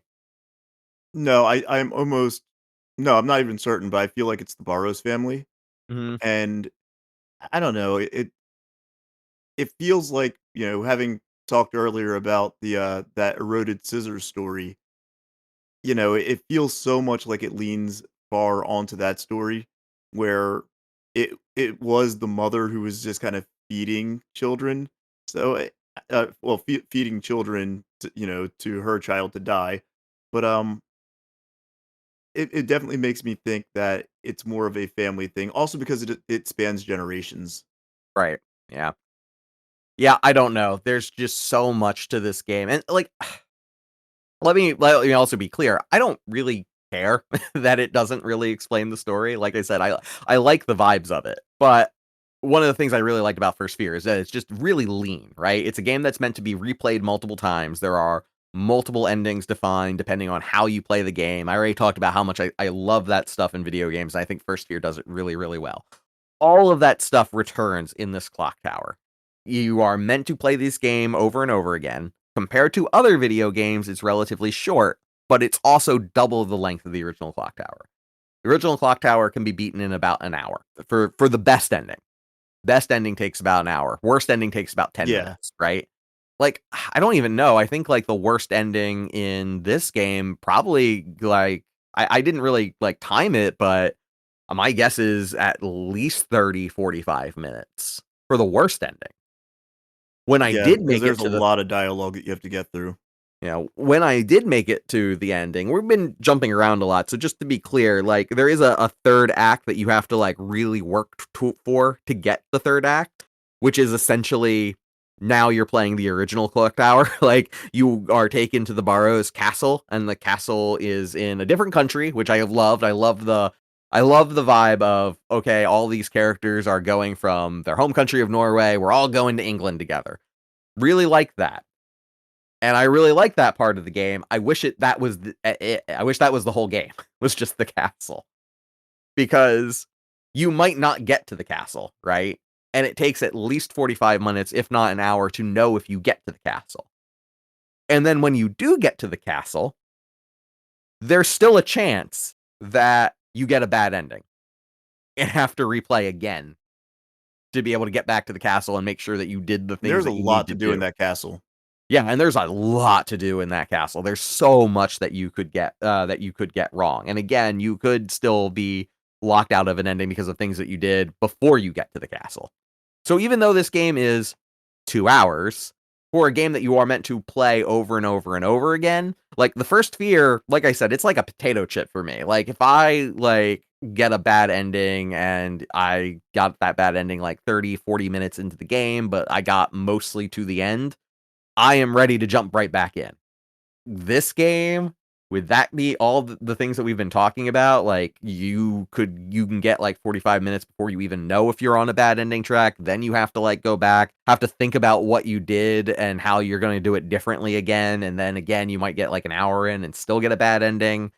It just like makes it less approachable to be able to like have that kind of like repeated playthrough loop that it tries to do. And that's not even getting into the fact that there are 2 playable characters. I'm still a little salty about that statue because, you know, I having played First Fear, I didn't know about that statue, and then having gone back to this game for it to just show up and for it to be important was annoying to me. Yeah, it's so funny because it's you might not even see it in your playthrough of the first Fear. But of course, like, you know, and there is some random elements to the PlayStation Clock Tower, just like there were random elements in the first game. Not as many, but it's still there. It's a kind of built into the series DNA at that point. But yeah, they kind of had to just kind of like figure out, okay, if we're making a sequel, which version of the story of First Fear is the canon one. So you know, I imagine that if you were a fan of the first game in Japan, I haven't like dived into the fan communities. I don't read Japanese natively, so I wouldn't be able to tell much there. I have to wonder if there were people who were kind of upset that like, you know, the best ending involves one of your friends surviving, right? You can't have both everybody survive. At least one of your friends has to die in that first game. But then you play this game and neither of them survive. The best ending isn't even canon. And again, I don't think there was a good option. Yeah, I don't think there was any right answer. They just kind of did what they had to make this story work. It's just funny too because like you said, there is that demon statue. It is very much what drives the plot in the first part of the game. And then like they drop it. Like it never comes back up in when you get to the castle. It's really just there to give an excuse for the characters to find out that there is a Barrow's castle. Why they emigrated to Norway, why they had this castle in Europe they had to leave, why they continue doing it is what they do. Mm. I was gonna say no clock tower, but that in this game and begins the trend of no clock towers in clock tower games. But technically, there is a clock tower. It's the research library. It's just not important to the story. But I still like to bring it up because oh it does yeah, have the that's single best, right. yeah, the single best death in Clock Tower, like the whole series. The library assistant Sullivan getting his head cut off is a very, That was very, absolutely the best. very good death scene. That might be like a top tier PlayStation horror death, which is saying a lot because there's some really good ones in like Resident Evil and such too. And so you got to be careful with that because you might end up giving us like a new Patreon thing and make a tier list. Oh, I absolutely will do a tier list for best horror deaths. I think that would be a lot of fun. So if you want that, let us know. We will make it for Patreon people. But there are some things that we should probably touch on. Probably the biggest, which is Helen. Not talked a lot about Helen yet, and she's the co-star of this game. That is a good point. I didn't really like check out much of a Helen run. Jennifer run was kind of my big thing. I know that the Helen run is important though. Yeah, I got fairly far in it, though I didn't complete it, that run, because I got a bad ending and I didn't want to replay the game again, to see a better ending. Yeah, Helen's an interesting character, just in the fact that, number one, they had multiple characters in this game, and I'm not really sure why, aside from We want more game, and also Resident Evil does it. So we need to do it. There are other playable characters too that we haven't mentioned, such as Nolan, who is a journalist who's looking into the Scissorman story. You can play as him at one point. We mentioned Gotts, the assistant inspector, who you can play him at some point. So there are actually a lot of playable characters. It's more accurate to say that the game is split into 2 stories. There is Jennifer from the first game, her story, just kind of continuing off of where we left her in Clock Tower. And Helen has basically become Jennifer's ward, essentially. She works for this research university where their professor is very curious about the Scissorman murders. They don't necessarily know if they believe them or not. They just know that a bunch of people were killed in this place. And Helen is just kind of like one of the people who, one, is kind of the caretaker for Jennifer, but also a researcher. So she's just kind of like looking into this as part of her job and just ends up getting wrapped into this thing. And I think what makes Helen kind of difficult to talk about is that, she's just kind of thrown into this, right? She doesn't really have a lot of connection to the things that are going on outside of just like being a caretaker for Jennifer, which is never really something that they focus on in the game at all. She's just kind of there and is just kind of thrown into it. Jennifer doesn't really have a lot of personality, apart from just what we saw in the first game, which again is mostly just from her animations and actions. But at the very least, you have something to grab onto there. She was in the first game after all. And even if you've never played that one, you just kind of came into this PlayStation Clock Tower assuming that this is where the story begins. You at the very least know that she survived this horrible event that you hear about. So there is sort of a built-in connection there that Helen just does not have. So, Although I will say, Helen is a part of the research, though, going into this, and I'm not sure if you like caught this because I almost feel like they say it and then just it throw it to the wind. But it feels like it's implied that they think that Jennifer might have actually been the scissor killer because they talk about how she may have a split personality. I forgot about the split personality thing. I feel like they didn't need to go that far with it. I mean, again, that's another very Argento trope. It's a Giallo trope, really. Character who, like, you think the character is, the hero or the protagonist, and then there's a twist at the end that they have a second personality that they're not aware of, that they have been the killer the whole time. Very typical twist, very Alfred Hitchcock, very Psycho. So I guess that's why, like, they're kind of like playing with that idea as being a potential possibility. I think it would just be enough to say, hey, here's a lot of people that died around this character mysteriously. um, yeah, no, for sure. And that is one of those things that I think honestly just compounds the issue of Jennifer just being a very compelling character in a way that I don't think they ever pull off with Helen, which is unfortunate. I think the idea of having a second character as a separate story in a game that is meant to be replayed multiple times, have multiple branches and ways that it can go, I think is a really neat idea.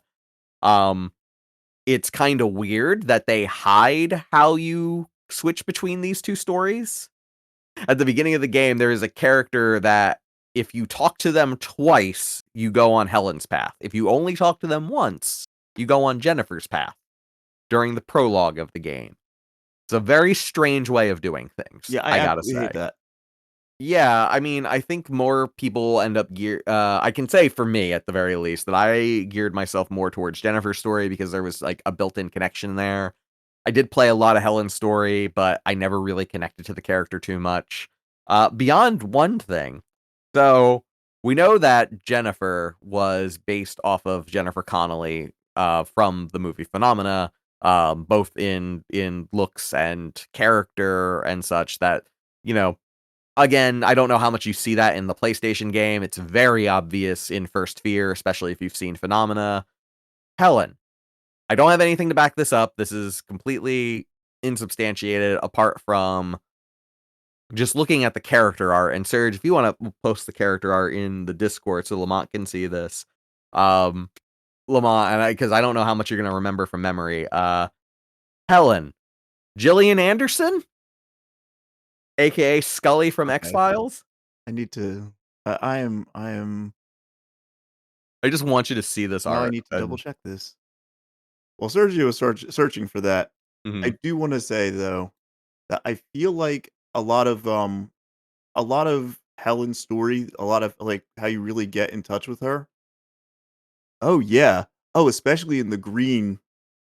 Yeah, absolutely. Like That like is again, like yeah, that is there's crazy. nothing on record about it, but to me it feels obvious, especially because it's not uncommon for Japanese games from this era to take actors and from American media, especially ones that are popular in Japan, which the X-Files was.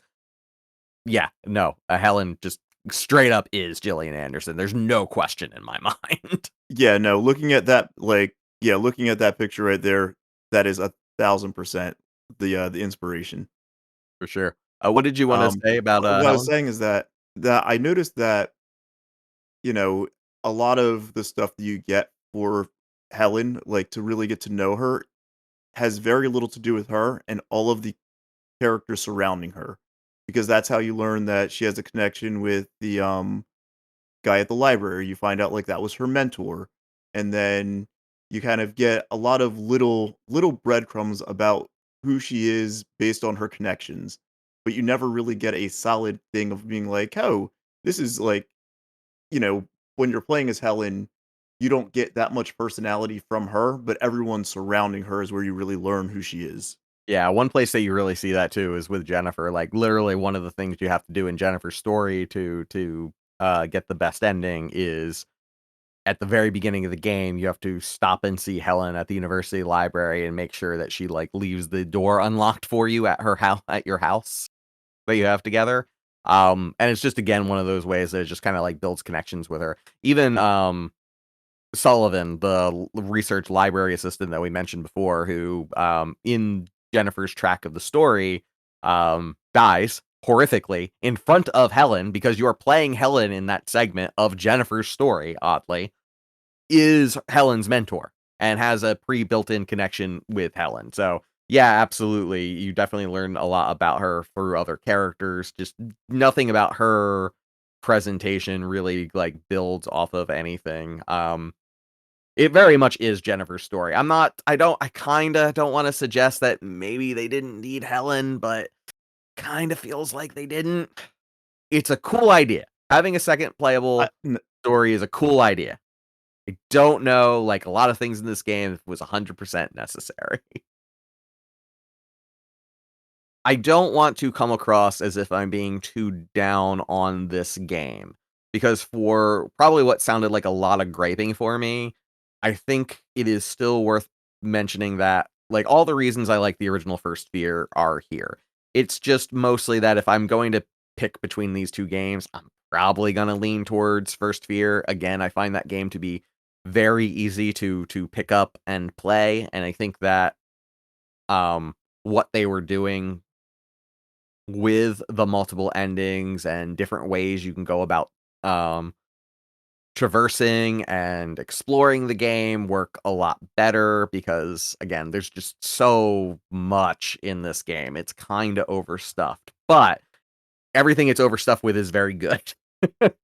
Like the music still is amazing, the vibes are still really good. I think there are some really creative uses of Scissor Man and again, I think the deaths are very inventive. Honestly, I think that's like one of my favorite parts of this game is that for the first game kind of just not being very gory, this game does a lot of really like creative stuff with the slasher element. Again, probably because of the Resident Evil influence. Oh, yeah, This absolutely. yeah, like, this is still a really good game. It's just again, it's one that I probably won't revisit a lot, but I'm going to think of very fondly. I just wanna make sure that that's kinda clear before we move on to the last game we're covering today where, well, yeah, we'll get into it.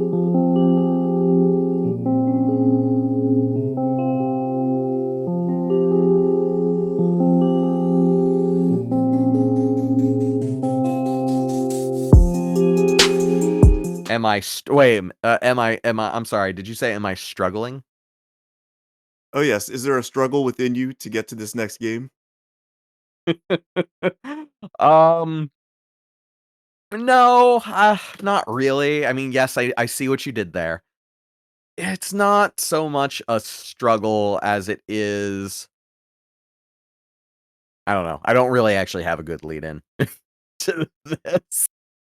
I don't have a good lead in to talking. I said for anybody that did not get my terrible joke, we're about to talk about another game in the Clock Tower family, and this one has the honor and privilege of having two different names depending on where where you're from. We're talking about here in the United States, Clock Tower 2, The Struggle Within, as it was known in Japan, just Clock Tower Ghosthead. And the reason why they did not call it, well, Clock Tower 3 in Japan and Clock Tower 2 in the US is because this game was always meant to be a spin-off. We don't know much about the development of this game. We just know that it was always intended to be a spin-off. It was never intended to be a direct sequel to Clock Tower, which is funny because Yeah, although this one was we're hard to get a lot of info on. no, it absolutely was. It's just again the biggest thing is that we really know that again Kono was approached with doing a sequel. He didn't want to do a sequel. They got rid of Scissorman in the last game. Kono at this point is officially run that well completely dry and wanted to do other things. But again, Clock Tower for PlayStation or Clock Tower 2 in Japan was a really big hit. They then go on to make Clock Tower The First Sphere, which is a remake for the Super Nintendo game on the PlayStation that again does very well while they're working on what is essentially a spin-off.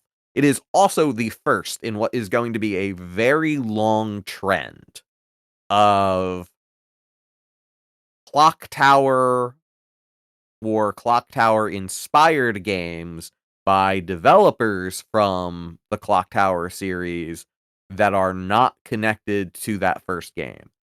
That first game, those first two couple of games are pretty much the only ones that have anything really to do narratively with each other.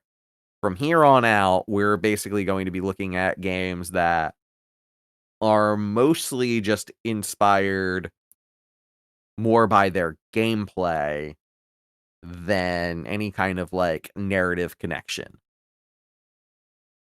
And with that And once all, again, as you said, it's a vibe thing. yeah, it's definitely a vibes thing. And in this case, with the struggle within, those vibes are very much Japanese folklore. It's not to say that there is not still that Giallo film influence or the Dario Argento influence. That is still there. We'll talk a lot more about that when we get into what this game's central gameplay gimmick is. But they also take a lot from Japanese folklore. The problem is that this game did not have the best translation, first of all. I mean, this game has many problems. But the fact that they called it Clock Tower 2 here in the United States, as opposed to, just kind of like setting it as it's kind of setting expectations the way that Ghosthead does in Japan, that this is not connected to that first game at all. The fact that they called it Clock Tower 2 here, the fact that the localization is not very good, that the story is somehow even more of a mess than the other games were, in a way that the original Clock Tower, we talked about how those games had a lot of like plot threads that are completely dropped. You never really figure out what the deal about certain characters are, or certain plot elements. Like, is Scissorman a demon? Is it just like a murderous child and whatnot? None of them get in the way, though. Like, I don't really feel like I don't understand Clock Tower, right? Does that make sense? Like, even though like there are things that are never explained, I still understand the overall story. I can't say that Yeah, about yeah, Ghosthead. absolutely. I can't say that about the struggle within. I don't know how much of that is chalked up to the localization. Because the really funny thing to Nick, me is that we talked about how like Clock Tower localization in the United States didn't do anything to hide the fact that it was a sequel, right? They didn't Oh change yeah, very yeah. much of anything about it. And yet, the struggle within changes all of the character names, completely removes plot Oh elements, yeah, that's right. and is also just not very coherent. Like, more so than, like, we talked about how the Clock Tower for the PlayStation has a pretty rough voice acting. It's worse here, and a lot of it just does not make any sense whatsoever.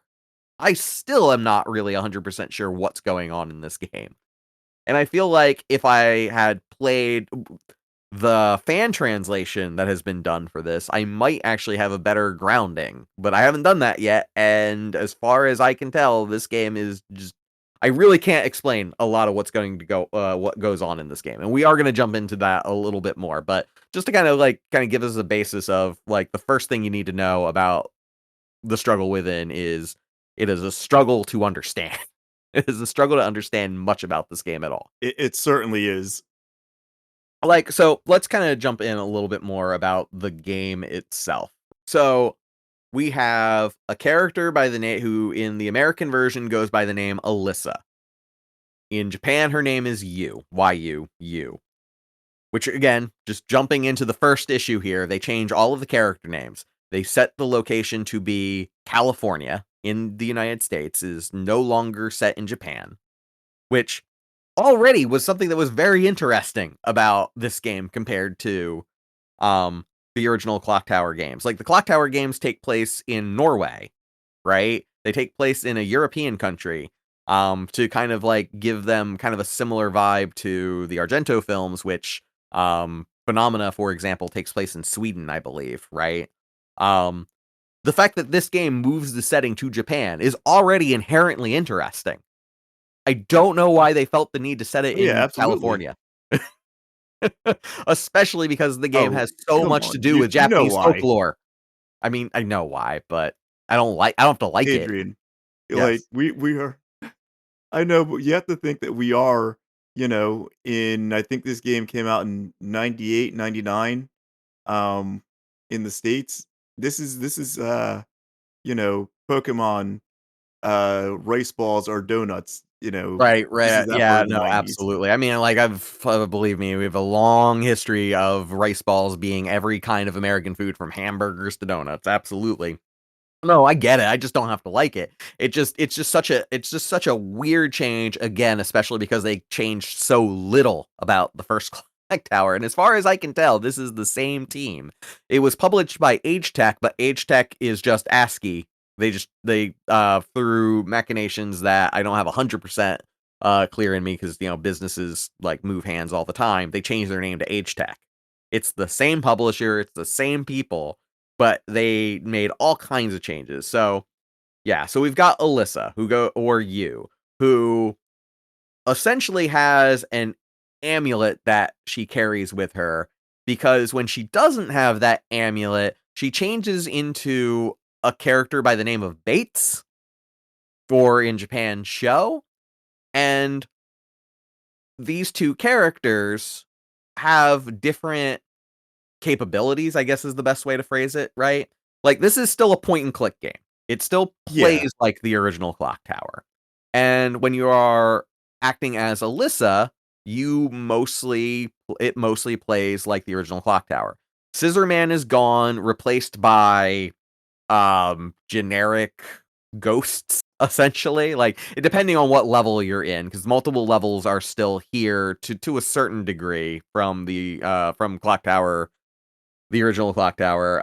Certain levels will have different monsters. The first level has both a animate samurai statue that comes at you, plus a little doll girl who may or may not be connected to Alyssa in some way. It's never very clear, at least in the US version. Um, and these monsters act kind of like Scissor Man. They Um, will attack you, they'll attack you, you go into struggle mode, you have to click the button a whole bunch of times, and then you can escape from them. Alyssa can that either and then Alyssa either has to find a hiding place or use an improvised weapon to be able to get back to investigation mode. More or less works like the original Clock Tower when you are playing as Alyssa. So I will say that, you know, the story does let you know that there is a connection with the doll girl. I'm pretty sure, I think her name's Stephanie, but that's like, you know, Alyssa is supposed to be staying with her aunt and uncle or something like that, and that's, you know, that's her cousin. Um, but you know, things are real weird, like real weird, Yeah, because they talk about the curse and all that other stuff. And because then there's the older sister who comes a little bit later, or the older cousin. oh, Ashley, Yeah, it's yeah. all very strange and makes very little sense.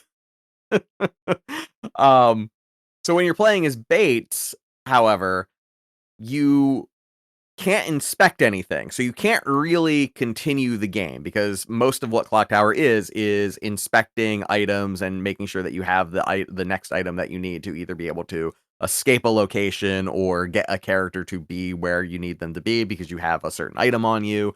You can't get new items when you're playing as Bates. However, Bates has the ability to use guns, which now leads us to them trying to chase Resident Evil a little bit more. But that being said, it's still a point and click game. So guns don't work like they do in Resident Evil. You essentially have to make sure that you aim and fire. It is never 100% clear where exactly you need to target. Different targets have like specific locations that you can see. So it's essentially like find that location before the monster reaches you. There are two types of guns in the game. You can get a gun or a shotgun. I honestly don't know if there's a functional difference between them. I know that when you use the shotgun, there are multiple locations that you can hit, right? But it doesn't seem to make a difference. As long as you hit them in that location, they die. Like, there's no, like, sense of, like, one does more damage or one has a slower reload time or anything like that. And you can only carry one of them at a time. So if you have a gun already, you can't carry a shotgun, and you can't get another gun. You can't carry more ammo than what's in a regular gun. So if you only have one bullet in your handgun and then you find another handgun, you have to just fire that bullet before you can pick up the other handgun. And you mostly have to It, switch Bates to continue the story to talk to characters. Like, the story won't continue unless you talk to a character as Bates. Otherwise, you have to play as a list now, to be do we able to want to find talk new about Bates a little? yeah, sure. So I think like that's kind of like the big draw to this game, right? If there's anything that's kind of interesting about this game, it's that rather than having two separate characters with two different story paths, your two characters are the same character.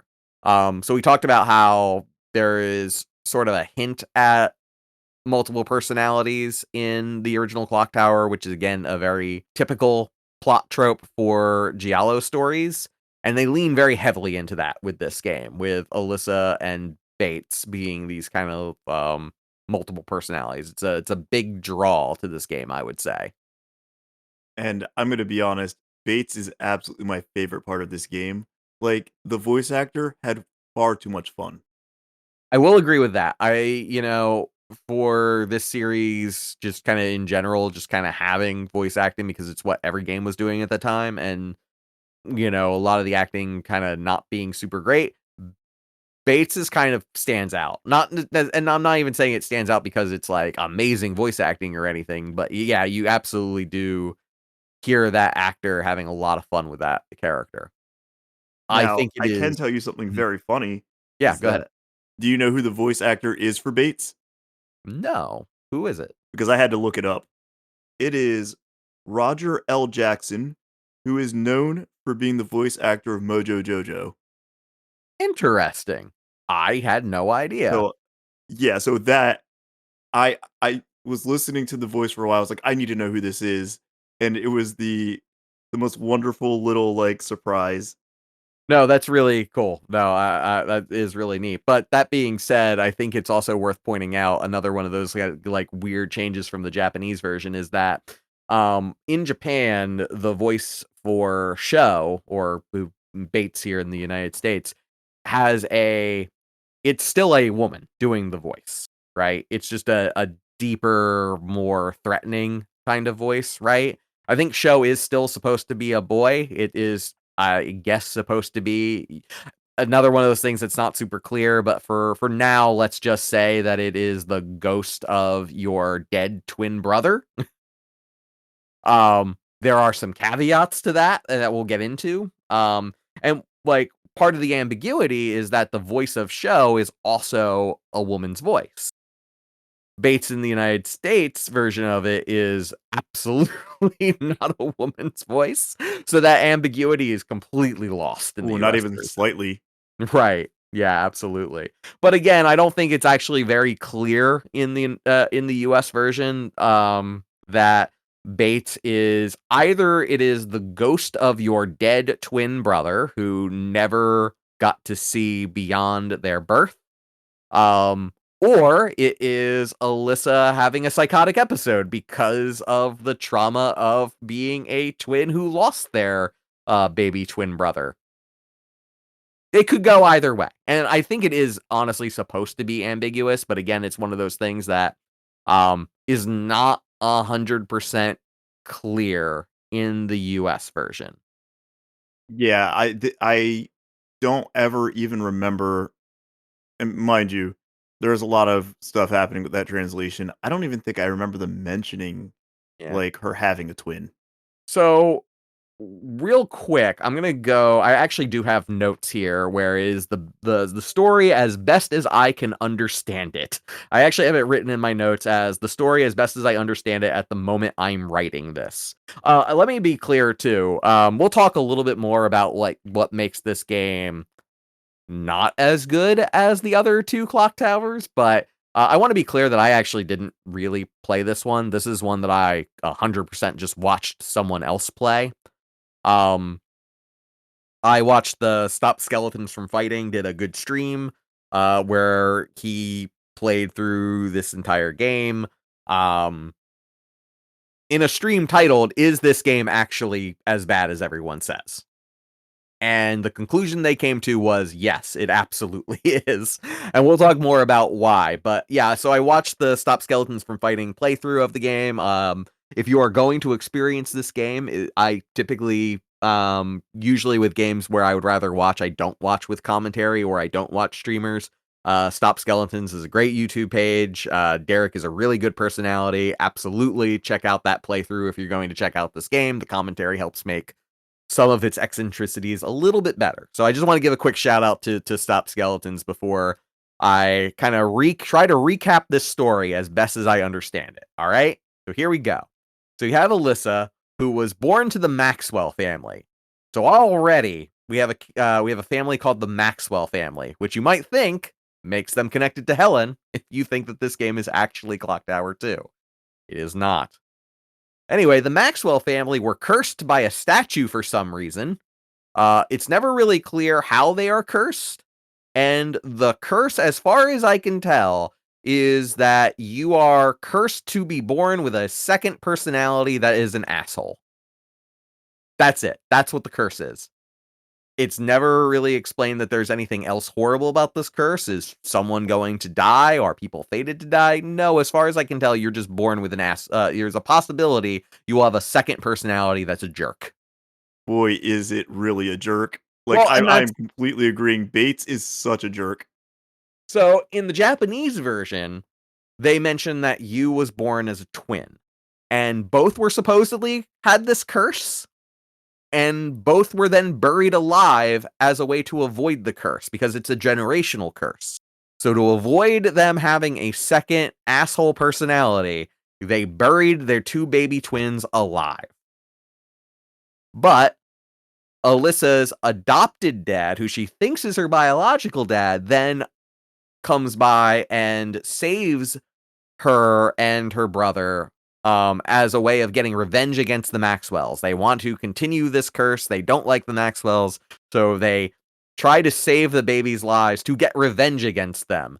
And again, in the Japanese version, this is never made clear in the US version, the second baby does not survive. That is who Bates or Sho is supposed to be. It is the ghost of Alyssa's dead brother.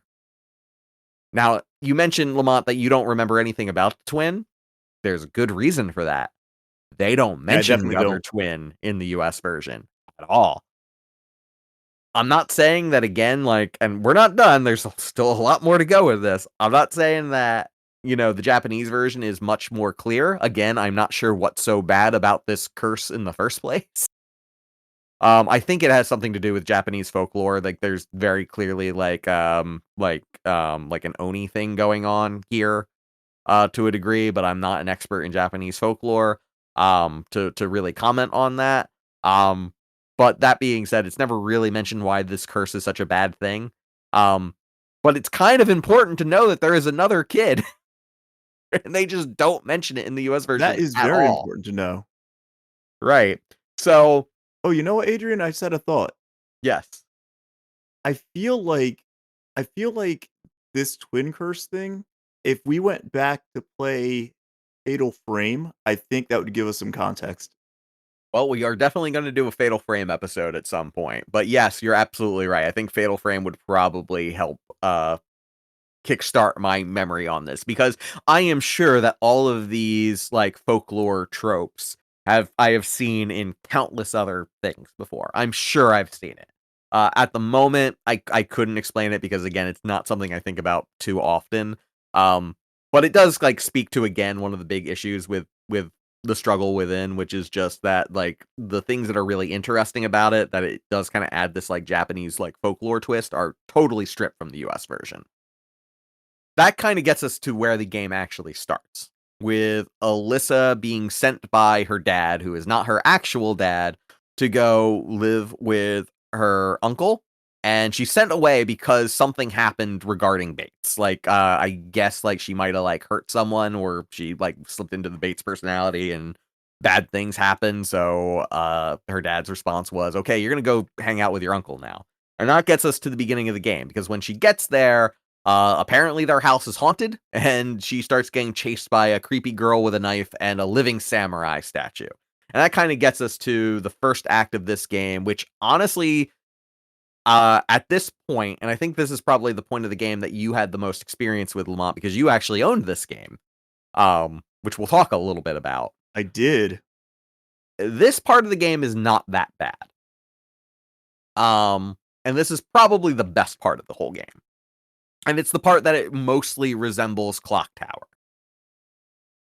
You still have investigations, you still have chase mode. It's just that rather than Scissor Man, you just kind of have a generic creepy girl and a living samurai statue, right? That's not great. I think Scissor Man brings a lot to the table and what made the first couple Clock Towers very appealing. But the gameplay conceit is still there. You are still someone who is mostly helpless. You can fight back, but really the only way to do that is if you leave behind this amulet that keeps your other personality at bay, which is kind of an intriguing hook. It's just a little fiddly, I guess, would be kind of my kind of estimation of this point of the game. It's never 100% clear when you're supposed to leave behind the amulet versus when you're not supposed to leave behind the amulet. Depending on the order in which you do things, you might lead yourself into a bad ending. The game kind of has the same problem that the last Clock Tower game had, where you kind of have to go a pretty big distance before you realize whether or not you got a bad ending or not. But, overall, I think this first chapter is, it's fine. It's mostly Clock Tower again. Lamont, I kind of want to hear from you on this, because again, you actually own this game, so maybe you can speak a little bit more to kind of your feelings playing this.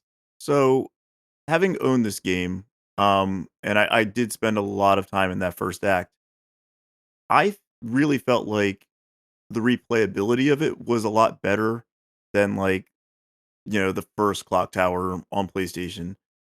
That could just be, of course, that's personal opinion, but I definitely feel like on a gameplay loop level, if you were gonna get a bad ending, you didn't put in as much time as you did in the last game.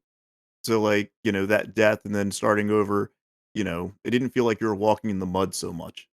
There are definitely, very clock tower things happening where if you trigger certain things, it changes the endings. You're talking about the samurai armor. There's a time where if you don't trigger it at a certain time, then it changes an encounter. There's a lot of weird little things that you can miss or that can lead you to those bad endings. But personally, I loved like that first area, that first chapter. I don't really have so much of a problem with this first chapter, just again, beyond just like typical clock tower things, which is mostly just kind of figuring out what the order of things are. And it's made a little trickier by the fact that you have to find a place to drop the amulet, right? To be able to switch back to Bates. But for the most part, this section's not too bad. You are looking for your aunt and uncle. That's kind of the goal of this level, is to try and find them and see if they are safe. And it's never made 100% clear why, but when you do find the aunt and uncle, sometimes they try to save you, sometimes they try to kill you, particularly the uncle. The aunt tries to kill you sometimes too. And you're never really 100% sure why and if they're good or bad during this part. But after your uncle tries to kill you, your uncle gives you a statue that he tells you have to burn. I want to be clear, this is not the same demon statue from the first 2 clock towers. It's a completely different evil statue. It is not. And so for the finale, you have to burn the statue at the same time as the creepy child who's been chasing you is also chasing you. And then when you do eventually burn the statue, the creepy child dies, and you learn that it was actually Alyssa's possessed niece the entire time. And by burning the statue, it kills her for some reason. That is never explained. Well, I don't and that's the thing, I didn't realize that it killed her. I thought it just lifted, like, whatever curse was happening to the house, because that's also part of the reason why your aunt and uncle are trying to kill you, is, like, the curse takes them over as well. Because that's your uncle, I think, has something to do with the samurai armor, and I forget what's up with the aunt, but either way, I thought that when you burned the statue, whatever was possessing them was lifted, but they, much like any other possession thing, that, ghost leaves them and they pass out and eventually they wake back up. Yeah, I mean, there does seem to be this kind of like ghostly element that is tied to the statue in some way. But as we will learn when we get to the 3rd chapter, that's not actually like the deal with the statue. We'll get there. We'll get there though. Because after this happens, Alyssa gets knocked out and then ends up waking up in a completely different location, a hospital that also has zombies. And at this point, the game eventually has like completely tried to embody being Resident Evil, but Resident Evil as a point and click game. And this is where Clock Tower: The Struggle Within kinda starts to become a bad game. Because everything up to this point, like, has mostly just been Clock Tower, right? It doesn't really matter if there is an explanation for the haunted house and the creepy kid and such. We can start to infer things. Maybe like it's kind of like the last game, right? Where there is a lot of stuff that's unexplained, but you still understand the overall story, right? Maybe it's going in that direction. But then suddenly you Yeah. find a hospital that is filled with zombies. There is a mysterious older woman who is antagonistic towards you, who you hear her voice before you actually see the character, so it kind of implies that maybe she's a ghost, at least in this chapter. Beyond that, though, and then running into a bunch of other characters that kind of don't matter. We didn't talk a lot about the characters in Clock Tower for the PlayStation. Like we mentioned, Nolan, the journalist, right? Nolan has a cameraman, and there are other researchers, but none of them really matter so much, right? With the exception of the older mysterious woman who is very antagonistic. Most of these other characters don't really matter that much. They're just kind of there to just kind of drive the story forward or get characters from the place that they need to be. So not a lot happens in this hospital. The thing that is worth mentioning, however, is kind of talking a little bit about how the zombies work. So the zombies are essentially your chase mode. So rather than having a discrete villain in the form of a character, like the way that Stephanie, the creepy girl from the first chapter, is kind of the game's scissor man up to that point, zombies just kind of start attacking you at random points in the game. And the only way to fend them off is to either be baits and shoot them, or to hide and or find an improv weapon in typical clock tower fashion. The problem is that they don't stop coming.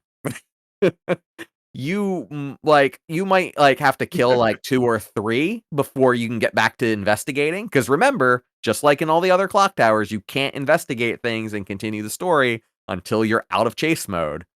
And you might have to kill 2 or 3 of them before you can get back to investigating.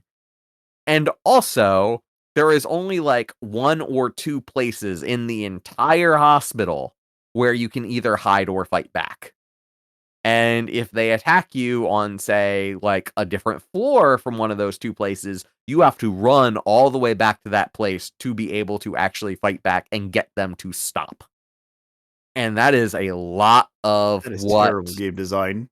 it's so bad, and it's a lot of what the time of this game is spent. Like, if you strip that element out, this game might actually be shorter, the PlayStation Clock Tower, but because of this, it makes the game, like, somehow even longer. Like, overall, this game is about 4 hours, with just having the one character, technically 2, played together. It's kind of insane, honestly, and it only gets worse in the next level, which has more zombies. So at the end of this level, you end up again getting knocked out and then waking up in a laboratory that is very much a Resident Evil laboratory. Again, not really hiding the Resident Evil influence. I'm gonna be honest, I don't think I ever actually, like, got to chapter 3. I mean, again, like, aside from the fact that you have to do the investigation thing in that very particular order so you don't get a bad ending, you have to, like, you only really have 2 or 3 points in the entire hospital where you can actually fight back against the zombies. And, like, that right there would just be a stopper for so many people.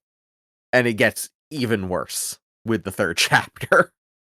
Because the 3rd chapter, again, is still zombies, and it is it's a Resident Evil style laboratory, where the zombies are coming from. So again, just very leaning heavily on Resident Evil at this point.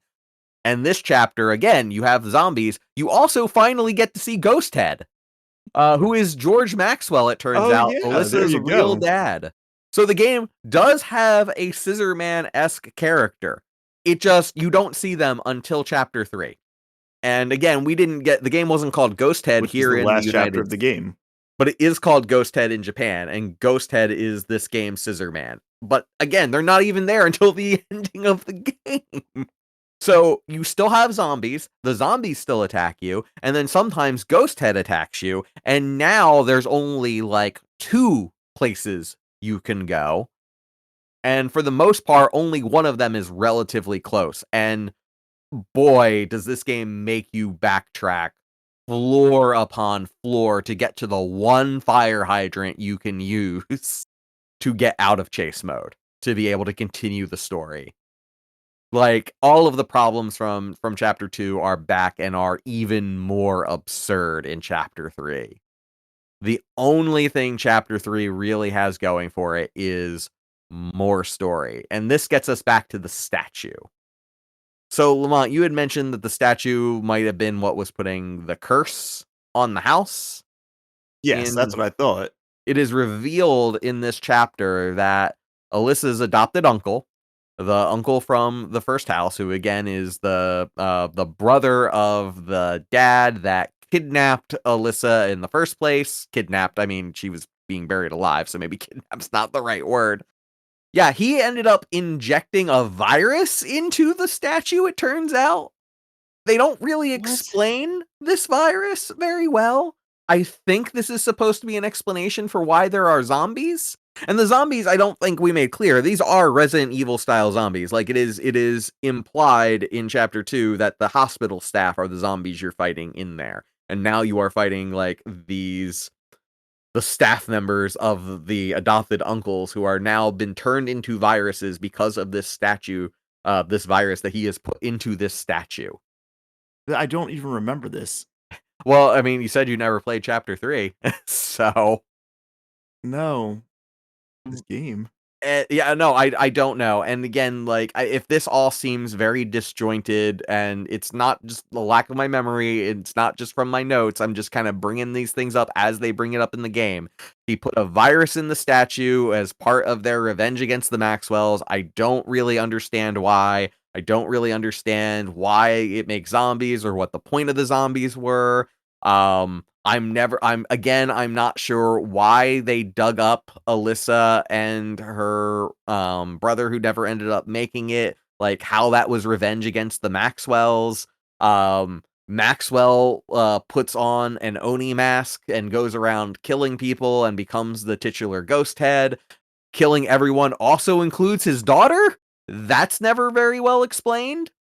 It was also the antagonist, older woman from the hospital, is revealed to be the sister of Stephanie as well. So she is another cousin who is also trying to kill Alyssa, but also she might be a ghost. Like, there just seems to be a lot that I want to say that most of this is just cutting room floor. I think that just a lot got cut from the US version that is just not 100% clear, and I think it would behoove anyone who is going to give this game a shot or a try, if you can suffer through the gameplay, at the very least, play the fan translation.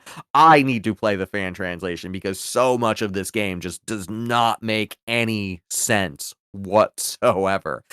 Hey folks, Adrian here from the editing room. Not to make a long episode even longer, but my knowledge of this game has been better informed, let's say, from two resources.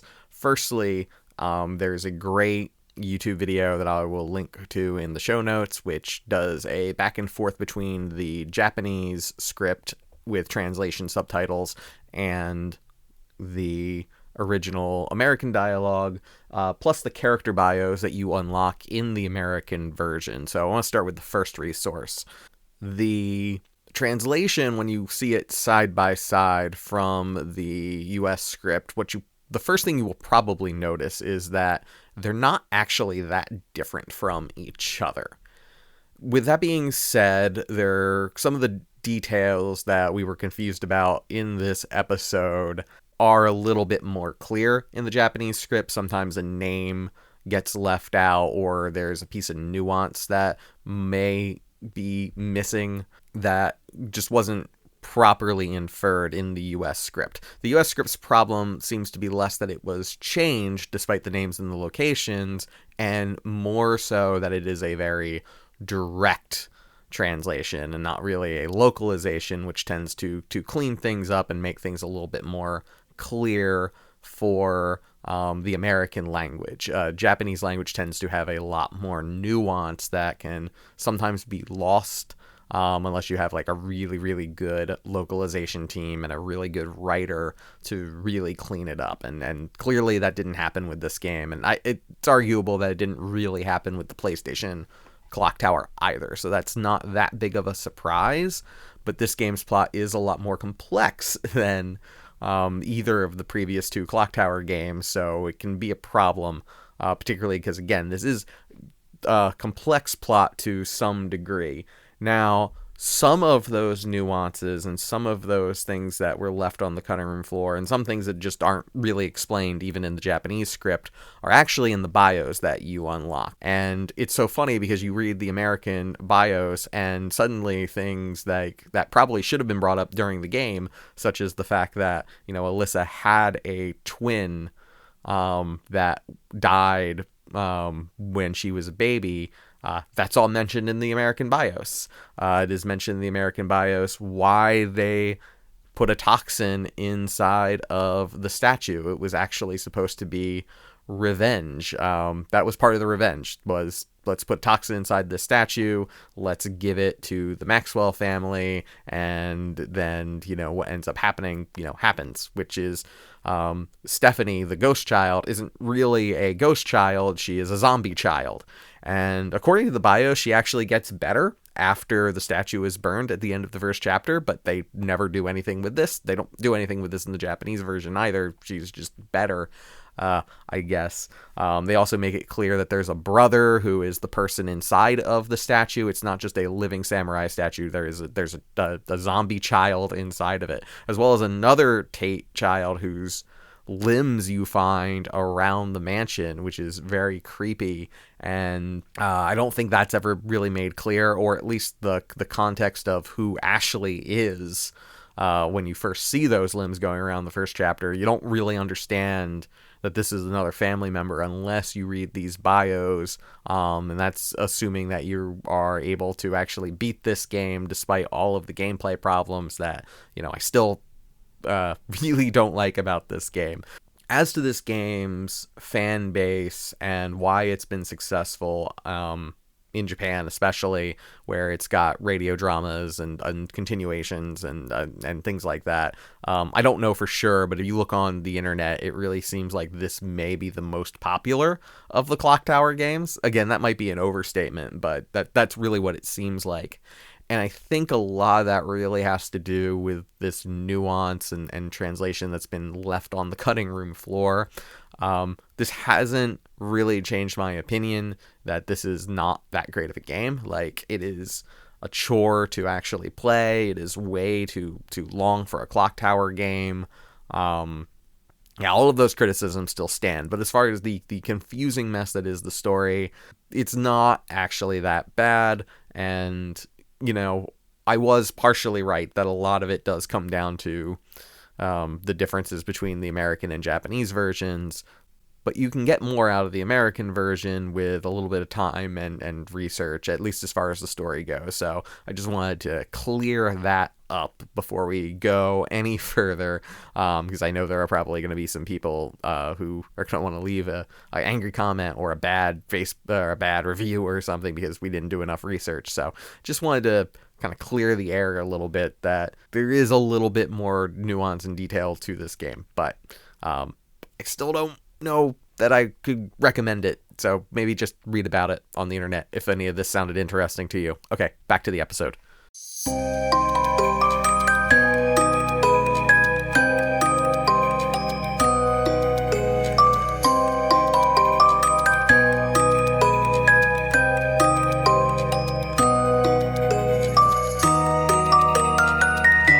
So to kind of just wrap up the struggle within really quickly, I think I just kind of want to cover a couple of the things about, why people don't like this game.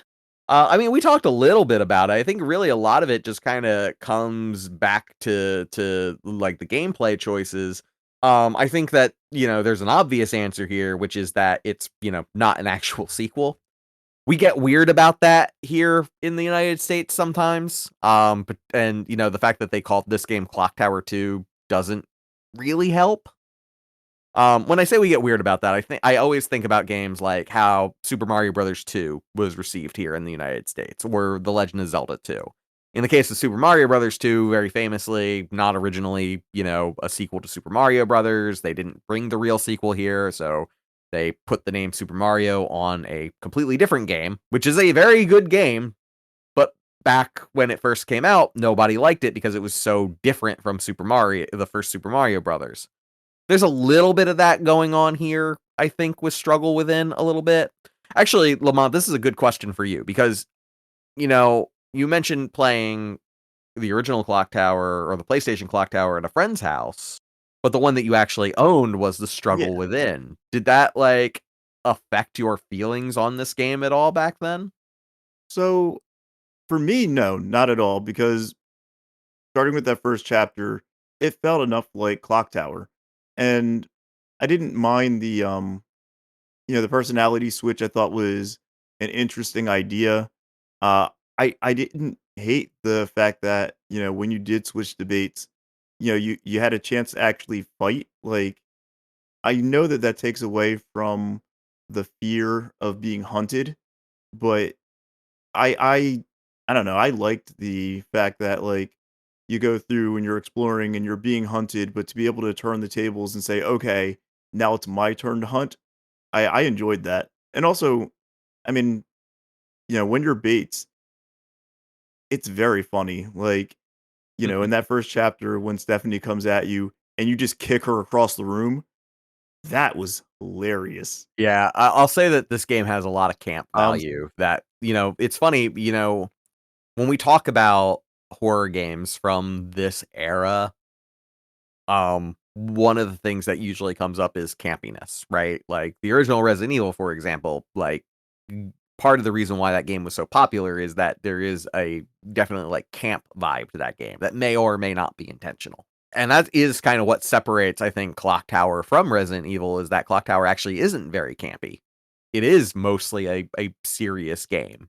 And like you could maybe argue that the voice acting makes it campy, but I don't really think that's enough. Whereas like having a character named Bates who talks the way that he does and yeah, like kicks Stephanie, sees the little creepy girl is like, get out of here, right? Like that's so camp and that's so fun. And I do think I agree. Yeah, I think that does kind of make this game a lot more unique in that way. And I'll say too that you mentioned like, it is kind of interesting that like Bates and Alyssa play differently. And yeah, the multiple personalities I think is a really interesting idea. I think it's a little half baked. I think it makes the puzzles even more obtuse than even the first game was. But I think it's got something interesting to it. And I like games where you at the very least feel like they were trying something, and even if it wasn't very successful. And I also think it's worth mentioning that there is one last game that bears the name Clock Tower that is called Clock Tower 3. We're not covering it today.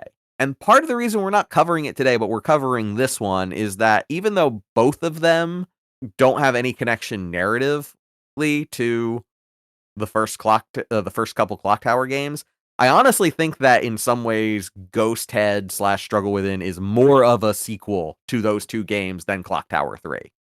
Absolute agreeance. Yeah. Yeah, absolutely. Like we're going to get to Clock Tower 3 in a different episode, but like it shares a lot of aesthetic similarities, but like the gameplay style is completely different. This game, you keep the point and click. You keep the interactive film element. I do still think that this game is very Giallo horror. I think that you see that in the attempts of doing the multiple personalities, the twist that about Alyssa's family and her dad being kind of the psycho killer, but also the split personalities. A lot of these things that were even explored a little bit in the original Clock Tower are still very deeply in this DNA. Clock Tower 3 kind of does its own thing for a lot of different reasons that we're going to get into there. Yeah, I think this game really does kind of fit as part of those three games. That's why we're talking about it.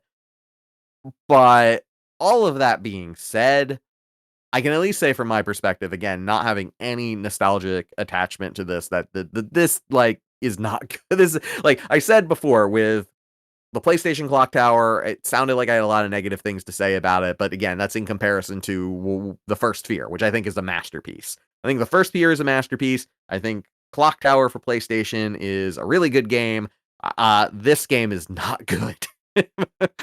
Like, I think it has interesting ideas. I think it tries to do a lot of things. I think some things story-wise were probably left on the cutting room floor for the American version, and it's not doing it any favors. But between the fact that the puzzles are extremely obtuse, there's so much running back and forth to be able to get out of chase mode, which happens much more frequently in this game than any of the other games. It has a weird focus on trying to be an action game, but still being a point and click game in a way that just does not work at all. Yeah, I don't know. I think that this game is going to be the only of the three games we're talking about. This is the only one that I would go as far to say that it's not great.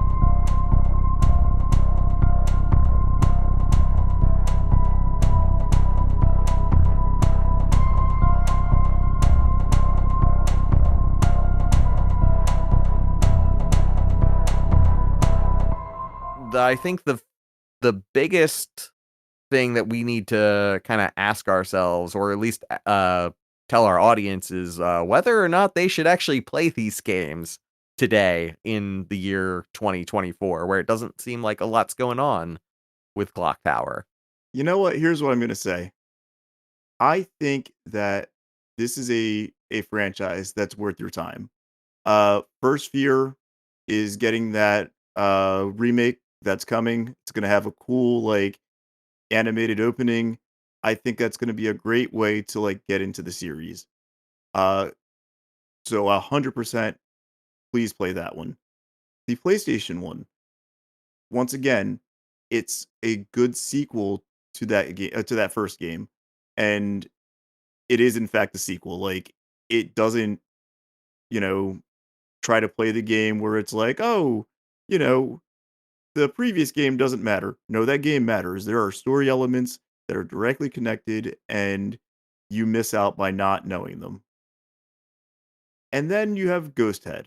If you like Demon Souls and just really that being tortured while you play a game, then I will tell you to give this a shot. But otherwise, you know, maybe a walkthrough, maybe a wiki. It's an interesting game. It has great ideas. The execution was weird, and the localization was lacking. But it has some really fun and funny moments. So I don't want to tell you not to play it at all. No, let me correct that. I don't want you to not experience it, but it's a rough play. As for me, what I'll say is that I think at the very least everyone should give the first game a shot. Absolutely. I think that first game, I talked about it a lot in the first segment. I think it absolutely still holds up. I think it's an easy play. Like again, like even for the best ending, it's only like an hour, but it's meant to be replayed over and over again to see all the different permutations of the story. And again, it's not really a lot of dialogue or anything, so it's not wading through a lot of cutscenes that you've already watched multiple times. I just think that the first game is like super playable. It's a really neat experiment that I think ends up holding up and is a very, very interesting game. And yeah, absolutely. The Way Forward remaster is coming out some point this year. It's going to have that really cool introduction that Lamont mentioned. I know some people have talked about maybe that isn't really in the style or the vibe of the original game. And if you'd like to give the original game a shot before that port comes out, or if maybe that part is kind of, you saw that and are kind of like, well, that doesn't really look like my kind of thing, maybe try out the Super Nintendo version. There are multiple ways to play it. There's even a fan mod that patches in the extra cutscenes from the First Fear PlayStation remake. It adds mouse support to the game. There are a lot of different ways that you can experience the First Fear, and I absolutely recommend that one. The second game, I think, check it out if you liked the first game. If you really, really like the first game, I think there's a lot to love about that second game. I would not recommend skipping the first one and then moving to the second one. But I absolutely think you should check out the second one. Maybe watch a playthrough of Ghosthead. Again, I highly recommend the very entertaining Stop Skeletons from Fighting. But if you are going to play it, try the fan translation. I've not tried the fan translation myself. I can't speak to it to a higher degree. I just have to imagine that you're going to get a better experience out of it than the US version, at least in terms of the narrative. I also want to recommend, if not watching as many Argento films as I watched on the lead up to this, at the very least watch Phenomena and Suspira. I think those movies actually do enhance the experience of these games. I think that this is one of those moments where seeing the inspirations really kind of puts you into the mindset of what this game is trying to do and what it is doing in the context of a game rather than a film. I think it really does enhance the experience of those games. And also Phenomena is just an excellent film. And that being said, just final thoughts to wrap up. It's just so weird to me that this game had as many sequels as it did. It has so many spiritual successors that we're going to talk about in a future episode. And then it's also like influential and in a lot of ways ahead of its time when you look at modern indie horror games such as the Amnesia series, Lone Survivor, Detention.